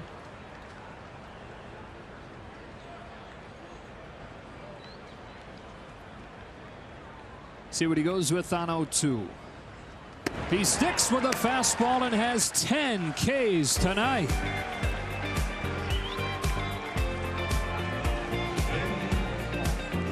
Fans in attendance on September 17th will receive a bobblehead featuring rookie Alex Verdugo, presented by Security Benefit. For tickets, visit Dodgers.com/promotions. 2 home runs tonight for Corey Seager, and he's set to lead off this 7th for the Dodgers. It was another game where they're riding the long ball, the offensive dominance. 6 of the 7 runs have come off home runs. On the homestand, 27 of the 37 came off homers. That's a strike from Richard Blyer.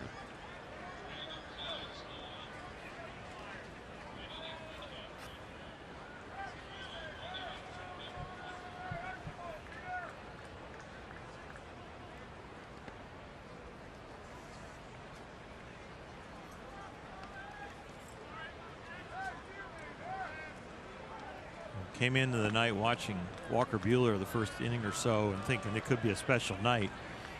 And we have shifted to it could be a special night for Corey Seager.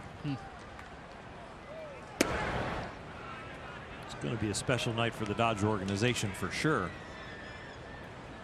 Capped with a celebration. So we take a look at Blyer's numbers. We haven't had anybody really come into the game with an ERA under 5. Yeah, they've struggled with their pitching staff. Tough way to live. I mean, to be in a rebuild and to be in this ballpark. Yeah, it's like from a pitcher's perspective. Yeah, bringing up pitchers to Colorado. You're coming up to big league and a half. Seager got tied up on that one away.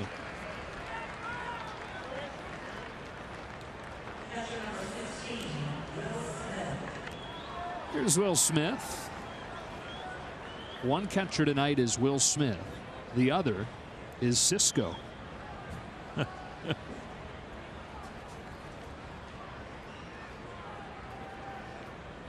Late 90s, early 2000s rap. Well represented behind the plate. I'm going to let you take that topic. My Cisco knowledge is not vast. But you have some. Yeah. Fly to center field. My brain went to old westerns.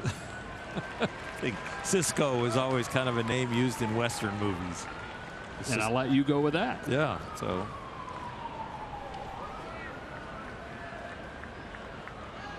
Pinch hitter coming up here with 2 gone in the 7th. It's Jed Jerko. Jed was working hard on some fantasy football trades during stretch today. Hot in pursuit of somebody on Andrew Friedman's roster. And vice versa. Actually, I think the conversation was Jed walked by Andrew and said, I hear you got your eyes on somebody that I got. Holding them over the fire on it.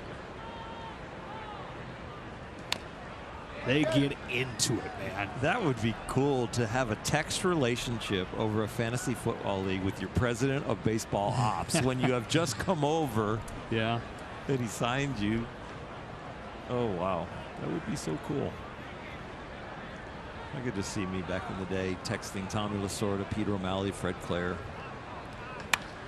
Jerko yanks it in the air to the left. It takes off a little bit on Santander, but he's able to go back and catch it. And we stretch in a 7-0 game. Buehler has reached 200 on the season, and he's done it primarily with his fastball. It has been electric. Moving it both ways. Now, when you strike him out on a fastball, that is not included with the cutter. That pitch right there. 94 now to 98, 99. Good luck. Yep.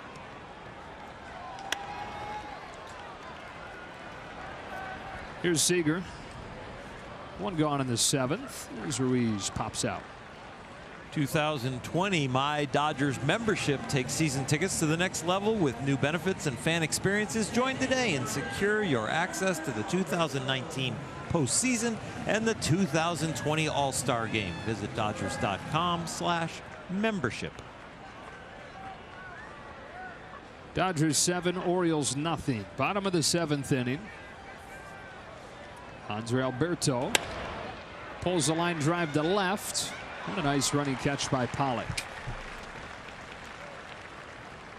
Well, you talked in the first inning about taking a peek at that scoreboard in Arizona. You do that less with the Dodgers leading like this, but still technically it would be fun for the Dodger game to finish before Arizona finished if they happen to lose in New York. And the Dodgers are winning that race. The game is in the 6th.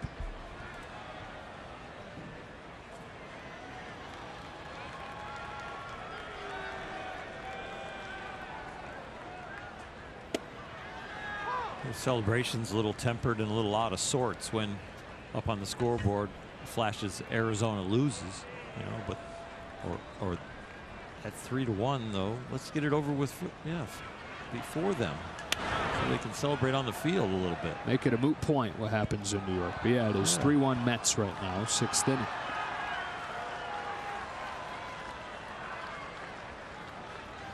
The only thing that could be faster there is the Mets don't have to hit in the 9th if they're ahead. Baltimore will have to hit in the 9th here.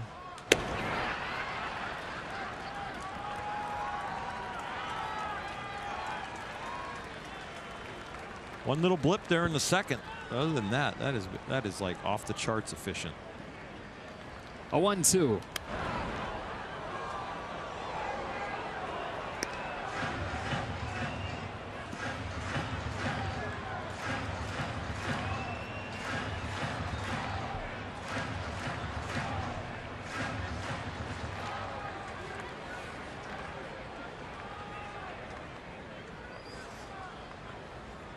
Buehler to Williams with another 1-2 pitch in the dirt, ball 2.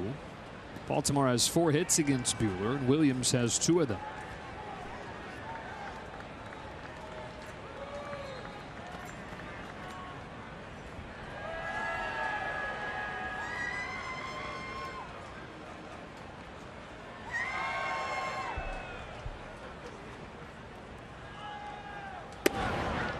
Just misses.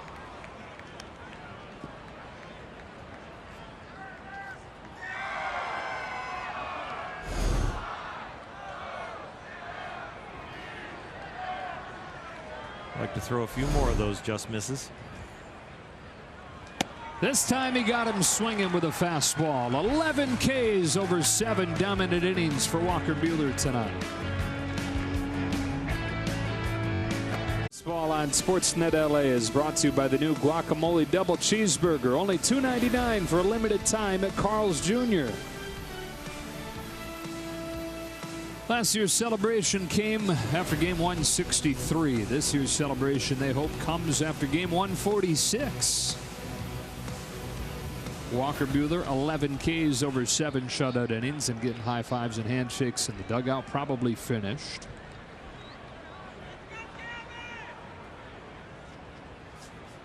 Gavin Lux to lead off the 8th, and he slashes one to left field that'll dunk in for his 3rd hit of the night.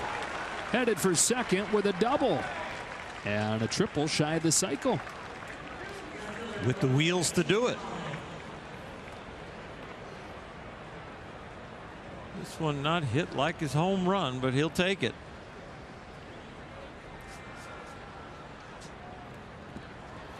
Back to the top of the order. Another new pitcher for the Orioles. It's Dylan Tate. 4th overall pick of the draft to the Texas Rangers in 2015 at a UC Santa Barbara. Twice involved in big trades. Went to the Yankees for Carlos Beltran in 2016. And then acquired by the Orioles in the Zach Britton trade last summer.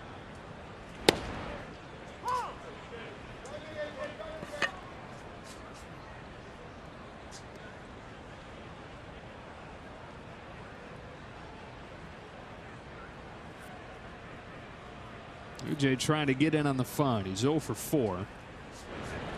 Only Dodger in the starting lineup tonight without a hit.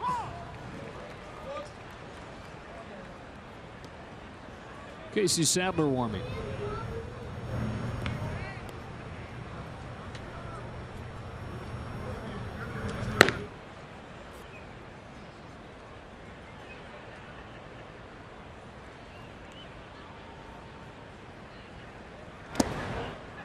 We were talking a little bit during the pregame show about how there are guys who have never experienced a clinch before.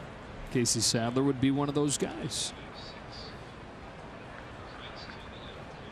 AJ Pollock would be one of those guys. Oh, really? Yeah, that would have got me. If you'd gone down the roster, I might have slipped by that one. Pollock? Yes, Solana.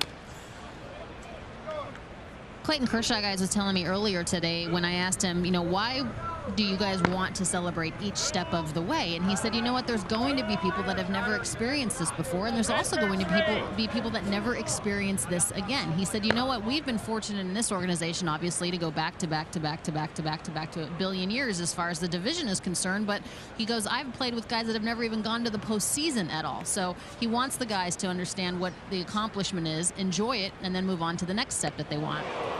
Pollock gets hit. And they've got him in 1st and 2nd against Tate.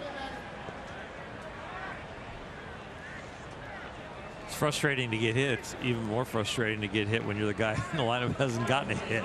Yeah. It stings a little more. George laughing because AJ probably just made a comment about it. It's like, dude, I'm not even getting a hit. Now I get that one. Didn't even give me a chance, and it hurts. Right on the wallet.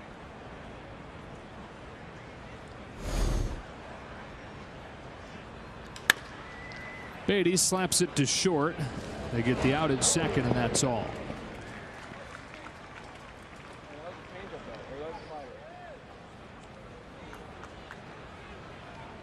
Lux to 3rd. Beatty aboard on the fielder's choice, and up comes Chris Taylor.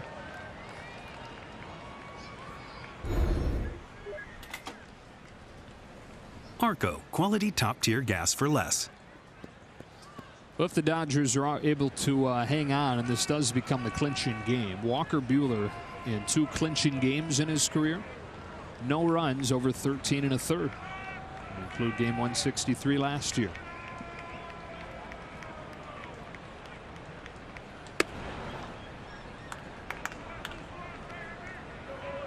He should run for office.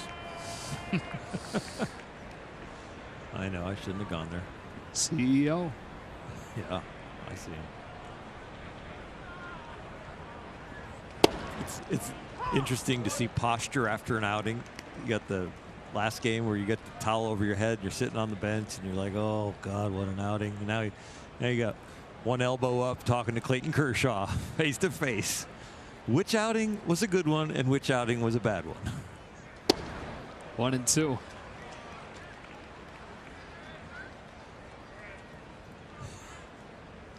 It's like a cowboy at the saloon after a great day running the Wild West. Yeah. Pour me another one.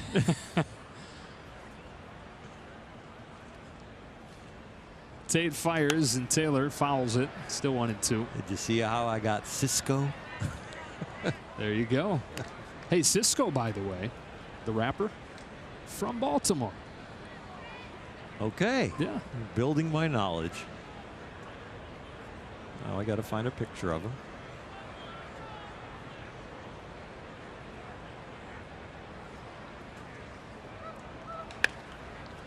Ground ball to third. Here's the throw home, and Lux is out.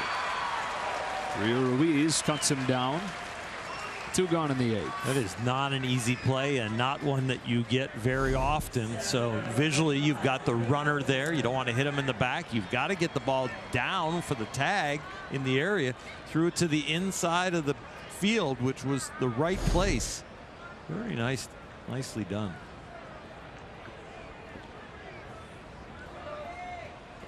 Two on, two out here in the 8th inning. Dodgers up 7-0 as Bellinger stands in.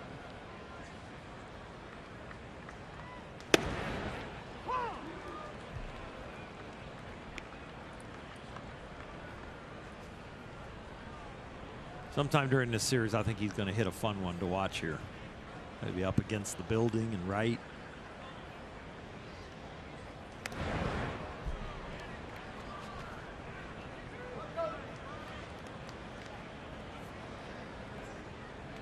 Three games here. They face lefty John Means tomorrow, and then on Thursday, righty Dylan Bundy.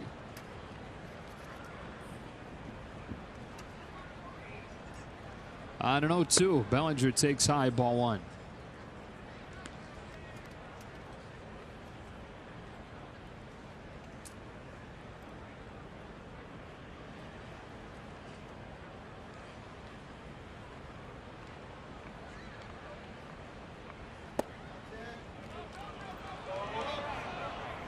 Runners hang on.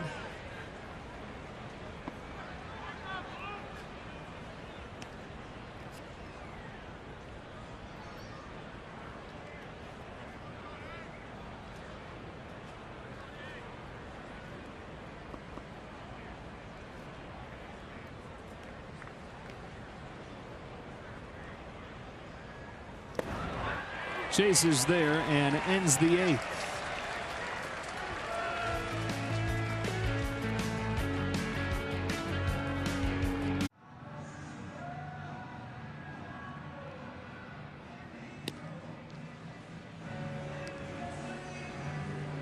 Couple home runs from Seager, home run from Lux, in a 7-0 game as we go to the bottom of the 8th. And in the race to drop the magic number to 0, the Dodgers winning it. They are an inning ahead of the Diamondbacks in New York, who trail.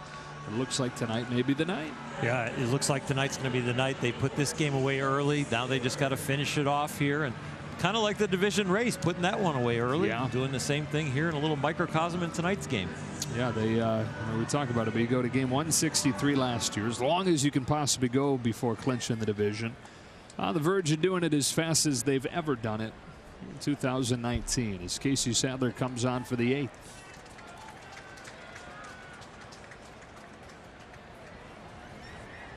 First pitch to DJ Stewart is low, ball 1.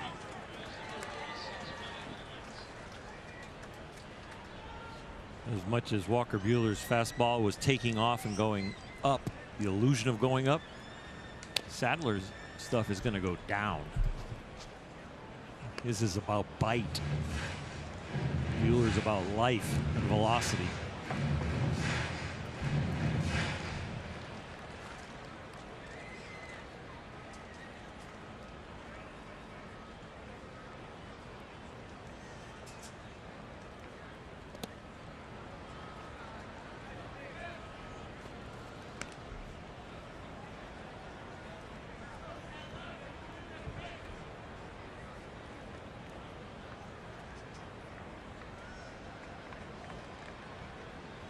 Is 2-1 pitch.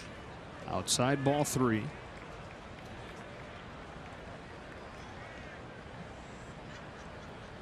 Don't see many counts like this with Casey. He's a guy that attacks and knows that he can live near the middle of the strike zone with his movement. Slicing fly left center field. DJ Stewart breaks up the shutout.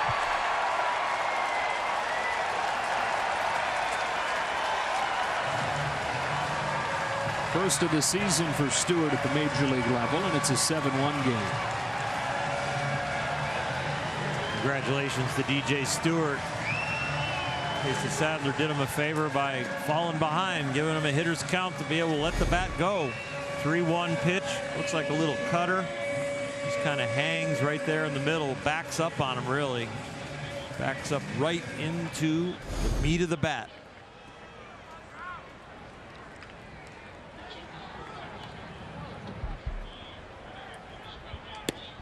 Ball 1 on Cisco.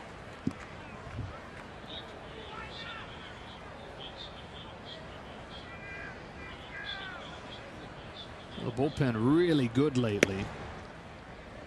2.27 ERA in the month of September. Last 4 games of the homestand, they've given up just 2 runs in 21 innings worked. And they've worked a lot. It's been a couple weeks prior to tonight since the Dodgers had a starter even get into the 6th.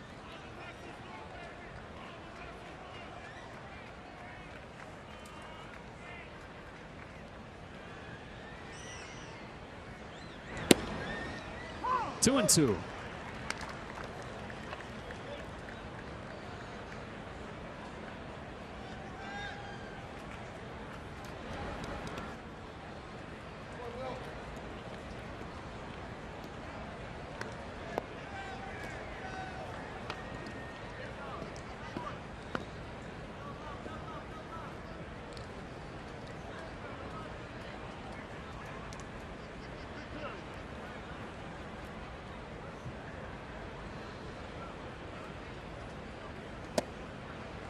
That is a walk. So the first 2 reach against Sadler. We're in a 7-1 game here in the 8th. Back to the top of the Orioles order. On a season where not much has gone right for the Orioles as a team. Cool thing going for Jonathan VR. He's played in every game. One of just 6 players across the majors that can say that. Not the first Oriole. No, that is a fact in a big way. The only thing that stopped Cal Ripken for a while was work stoppages. Kept the streak alive even through strikes and lockouts. One of the unbreakable records. For sure. The unreachable star.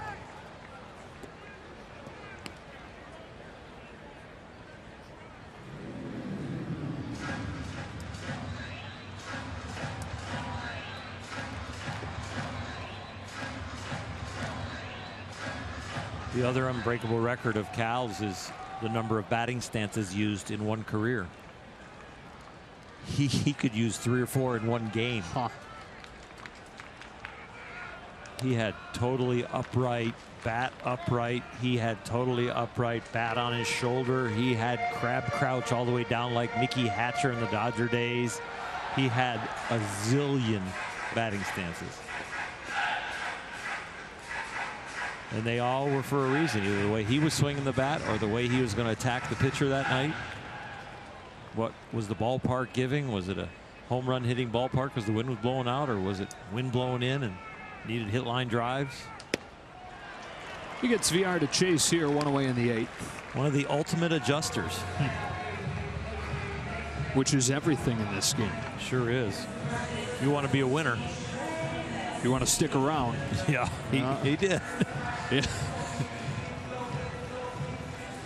The ultimate display of sticking around. Yep.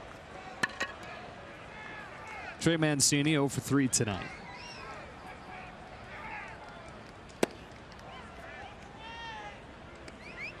The show must go on and the mail must get delivered, and Cal Ripken must play.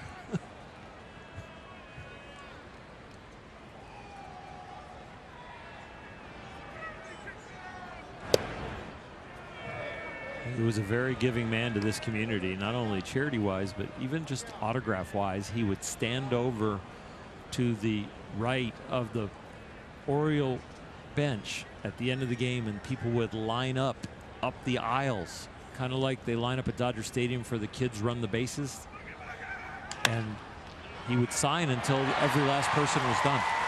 Pass to diving Seager, 2 on with 1 out. I mean, he could be there for a good hour after games because of the record and because of what he meant to this community, and everybody would come and he would stand at the end of the aisle and just sign and sign and sign and sign. Work ethic that was handed down from Cal Sr.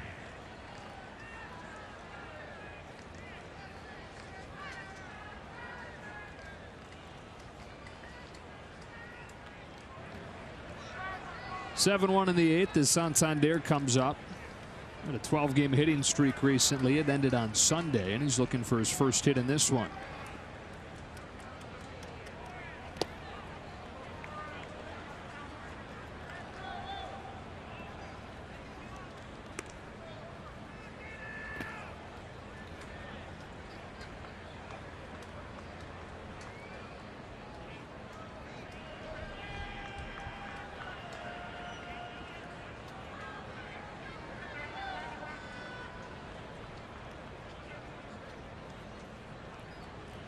On a 1-0 pitch.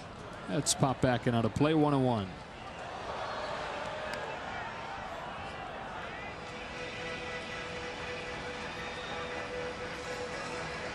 Pedro Baez getting ready.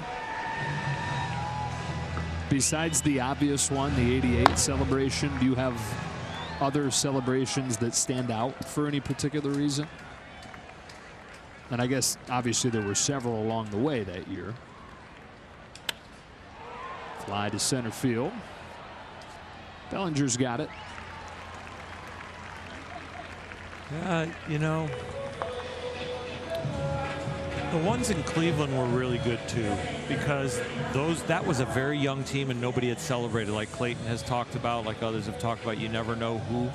And so to celebrate as a veteran that has already won a world championship with guys that are on their quest to get their first world championship or their first playoff, that was a lot of fun to watch their reaction and to be part of that.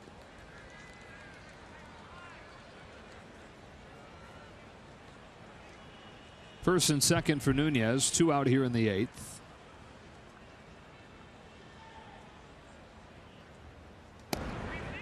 Strike 1.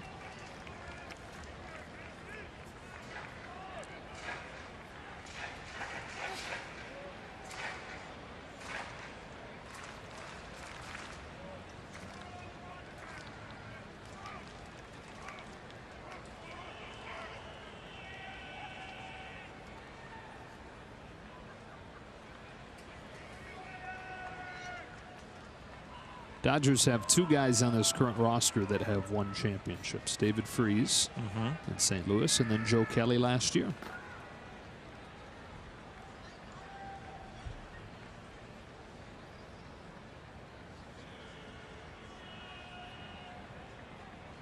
Sadler's 0-1 pitch. Lined into left for a base hit. Pollock comes up throwing to third. Ricochets off of the slide, and 2 runs are in. It's a 7-3 game.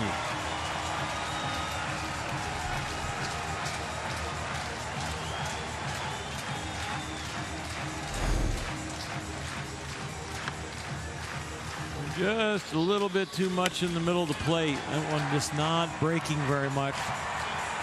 AJ's going to get an unfortunate error here by throwing it into the runner. Chris Taylor trying to linger around the bag as long as possible, but you see his momentum was headed towards the dugout and the ball's headed towards the middle of the field.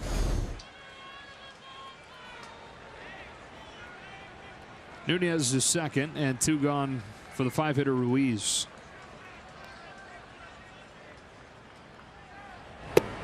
Bottom falls out, 0-1.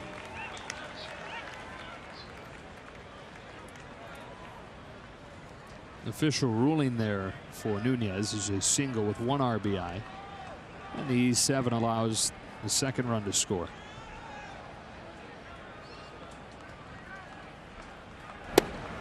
Oh, and 2. AJ's gone through some growing pains out there in left field. It's a new position for him. We've watched him kind of watch balls rattle around in the left field corner, trying to learn the different caroms, understanding running towards the line and actually not having somebody to run into other than a wall. A little different than calling off and being the captain. And the wall doesn't really listen to your voice. Yeah. Yeah, it's new and different, and then we've seen him judging fly balls out there where they curve a little different than center field. You got to remember if a righty hit it or a lefty hit it because of the spin coming off the bat.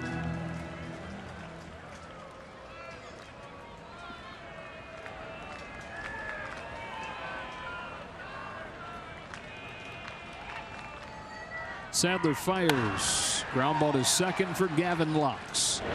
Orioles get their first runs of the night, but still a comfortable lead, 7-3 to the 9th inning. Studio for a preview of Access Sportsnet Dodgers. All right, thanks, guys. The plastic is up inside the Dodgers clubhouse in Baltimore, and also here inside our Sportsnet LA studios. The champagne is ready, Ned. We're 3 outs away. We are this close. Big party. And they're going to have the big party right here, right after the game. See you soon. Wow, even John's got the champagne. Dave Roberts hoping that his club a few minutes from now can celebrate in there. They've got it ready to go. 4th season as manager. On the verge of going 4 for 4 in division title hunts. They don't drink that bottle of champagne in the studio. That is the same bottle that's been there for since the studio opened. They just keep changing the year and the label. Generic prop, huh? Yep. Is it actually champagne? Or is it just a champagne bottle prop? I guess we wouldn't know. No, I think there's champagne in it. Ball 1 on Hernandez. Miguel Castro pitching now.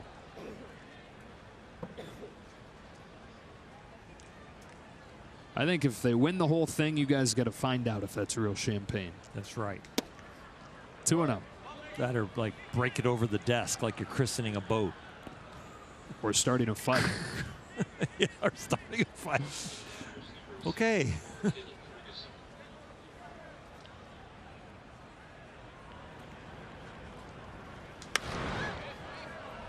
Popped up on the left side of the infield. How about the timing for Edwin Rios getting the call back up? That was beautiful. Alex Verdugo having some setbacks with his rehab, and so wanting to get another left-handed bat up here. Gets called up today, and just in time for the celebration. And then there's the other side of that. That is Max Muncy, who's in Arizona right now getting at bats in anticipation of coming back this weekend. They better FaceTime him. Yeah. That is ball 1 on Seager.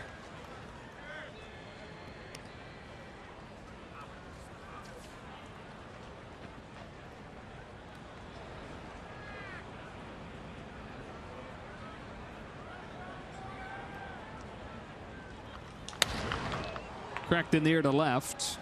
Santander. 2 out.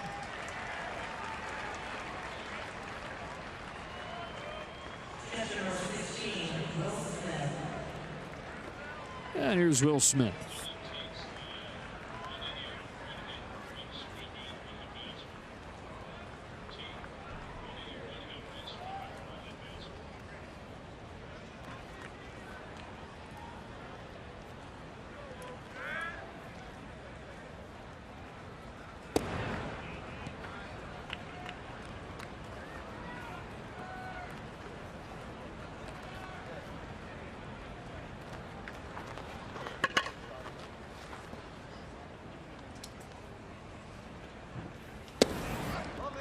Two and 0.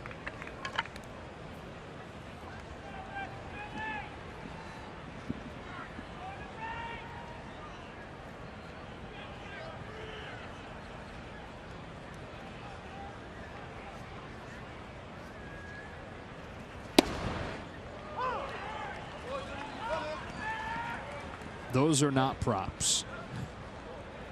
That's the real thing.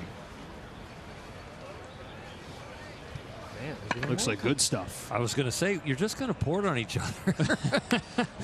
Yeah. Bring out the good stuff later. Right. When you're kind of relaxing and reminiscing. But it's an expensive shower. Yeah, at these salary levels, they don't really care. I think they're fine. Get us those $100 bottles of champagne each. Give us 100. We'll spray it on each other. A 2-2 pitch, taken down and away. Count goes full.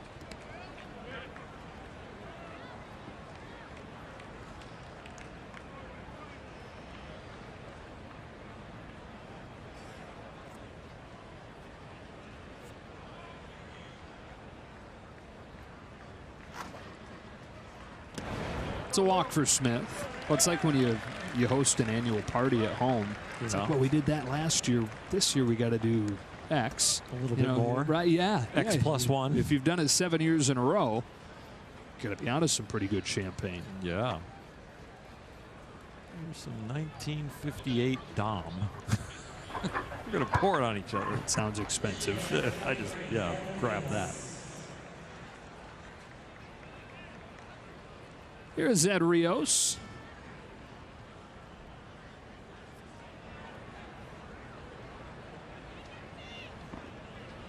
A late invite to the party, but he got the invitation nonetheless.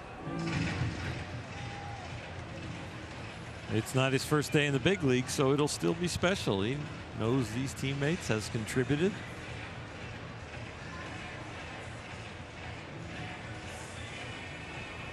I know it wasn't a gesture, that the Dodgers did it strategically to get him up here for the left-handed bat with Verdugo getting the setback, but you know what?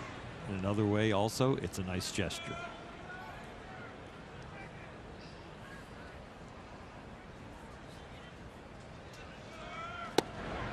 What's that like right now, being down in the dugout, knowing that you're probably 3 outs away from it happening? They're already smiling. They're watching the game. They're anticipating a party.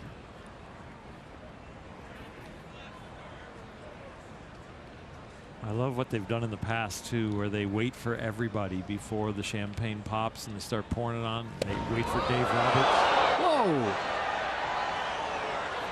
Whoa! Over the protective netting? Wow.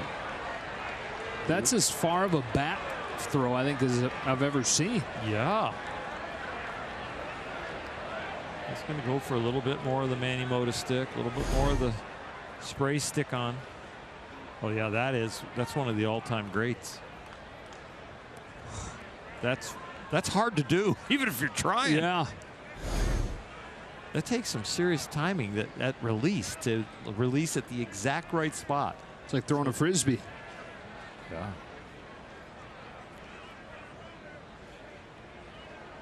They're not going to take the bat away from him, but they are going to go put it like in a coat check area, and he can claim it later.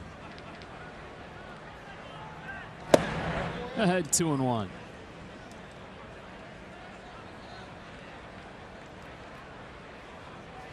That one was thrown so far that you couldn't run back, get another bat, get that one out of the stands and give him the souvenir bat, the other gamer. Plus you get the netting. Yeah. Try and feed it through a hole in the net. 2-2.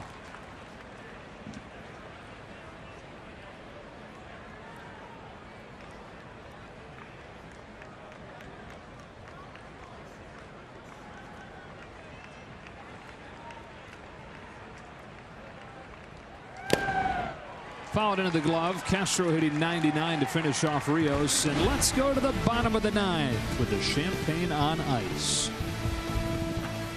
Brought to you by Lexus. Corey Seager with a 2-home run night. A couple of good passes. One to right center, one to left field. First multi-home run game of the year for him. 7th of his career. And the champagne continues to chill. Have it all for you, all covered on post-game show. As they go for their 7th consecutive division title.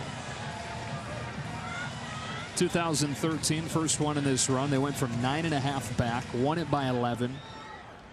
Left no doubt that time around.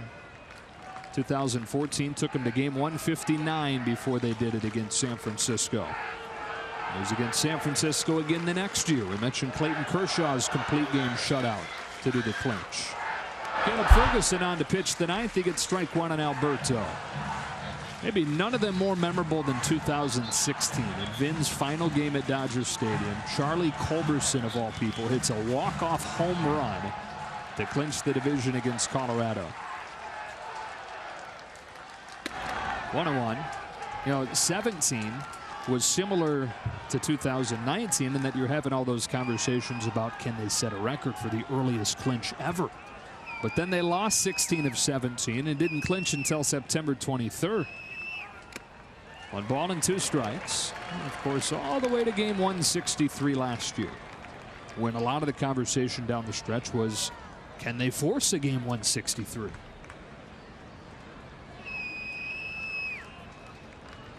Different story this year. Not leaving any doubt.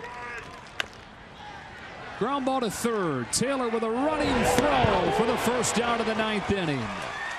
Well, looking pretty comfy down there. He said that he wanted to just react, be an athlete tonight, playing third base for the first time in a couple years, and he's pretty athletic here. Wherever you put him, he's going to be just fine. He's like Kike Hernandez. His abilities and skills play anywhere on the field.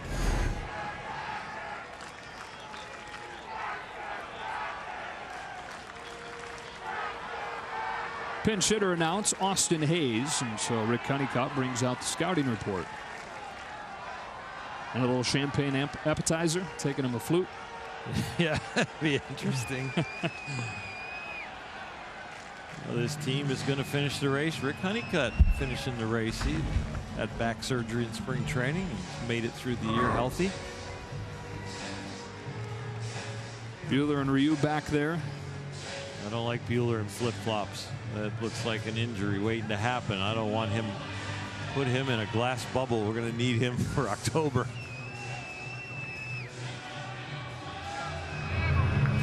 Kenley Jansen just in case. Or maybe the honor of the last out. Something that he deserves with all the contributions he has made to this championship organization.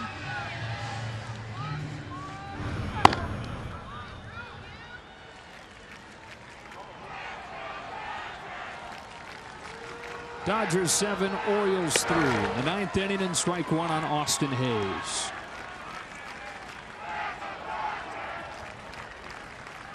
So you celebrate the accomplishment of being the best over the 162 game grind. But as you said earlier, part of that conversation is also going to be this is only part of it. This is not the final goal, because they've tasted this before. While you appreciate doing it again, of course you appreciate being the best over the course of the regular season. There's a whole lot more they hope ahead of them. We flew in yesterday and we wondered last night, what is it going to be like if they clinch tonight? And we're 2 outs away and I'm already starting to smile. And I think you can't anticipate what your reaction is, but there's no getting over it. They have accomplished an awful lot and they deserve to smile and celebrate. Got the goggles ready.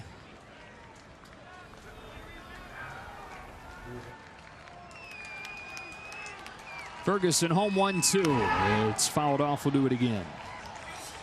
Those look like the official clinching goggles. Some nice ones. Yeah, they had to get special goggles to keep expensive champagne out of their eyes. Right.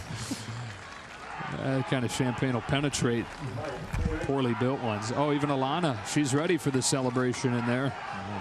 David Vassay will be in the clubhouse as well, getting player reaction. They'll need chamois to keep their lenses dry. There's always 2 or 3 players on the roster too that just can't wait to pour champagne on David Vassay, on Alana. It's a little bit more than congratulations, isn't this fun? I can't wait to do your interview. I can't wait to do your interview because I've brought an extra cold bottle of champagne with me to pour on your head as you're trying to ask me a question. Kershaw often resists the goggles. Oh yes, that's right. He says the part of the celebration is the sting. Let it burn. Let it burn. 2-2.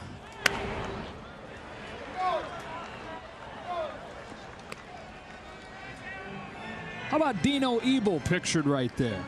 Yeah. Coming over to the organization where he dreamt of being a player. You know, when he transitioned to coaching from minor league player, dreamt of being a Dodger coach. And for the first time this year, he is. And about to celebrate in that Dodger uniform. Another 2-2. And another foul.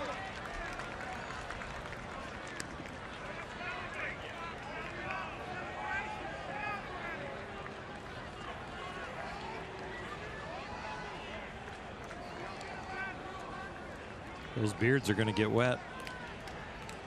They're going to love every moment of it.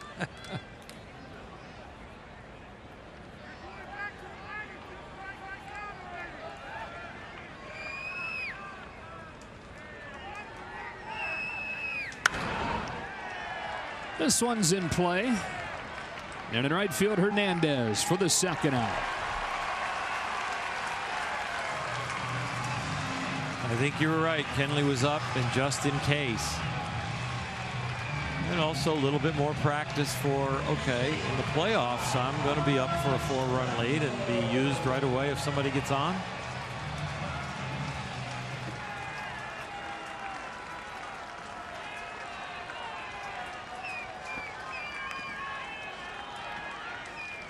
So they're an out away as Mark Trumbo is announced as the pinch hitter. 7-3 game, 9th inning. Ferguson comes home and breaks it inside ball 1. Bullpens here are 2-story, and everybody just sitting there. They're not trying to cheat to get to the gate. There's a cement path that runs along the side of the 2 bullpens that comes to the gate that you come through in center field, and they're not cheating. Half-hearted swing and a miss, 1-1. They're barely top stepping it on the dugout. They're just sitting there. Acting like they've been there before. Yeah, but they know they all got to wait until everybody gets in there, and Dave Roberts is the one that cues them when they could pop the corks, gives a little speech. 1-2. Took them 163 games to get it done in 2018. Completely different story in 2019. They have left no doubt the best team in the West is in 2019. That's it. A knockout in 19. A 7th consecutive division title for the Dodgers.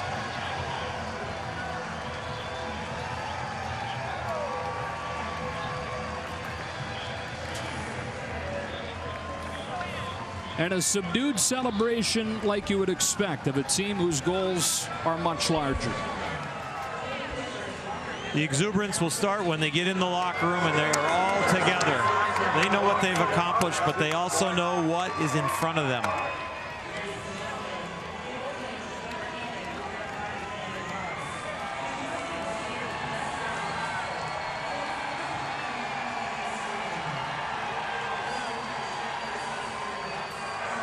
First step of the party is get the official t-shirts on.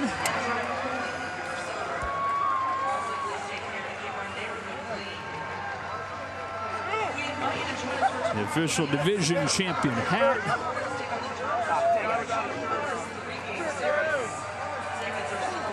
It's 7 in a row, but I would imagine doesn't get old. No, it doesn't get old putting that t-shirt on, putting that hat on, and it won't get old pouring champagne on each other. A lot of them will be thinking back to where they were in spring training and the frustration from last year and taking that energy into this year, and now they've made the first step. They do it in game 146 here in 2019. One of the earliest clinches in franchise history. Go back to the 1950s, the Boys of Summer in Brooklyn. You'll find the last time the Dodgers clinched this early on. And still with a few weeks left in the regular season, they now know division champs for a 7th consecutive season. For Hershiser, Alana Rizzo, and the rest of our crew, Joe Davis saying so long for now from Baltimore. We're going to get you to studio, but we'll be right back here with all the post-game coverage, all the celebration from Baltimore. Take it away, John.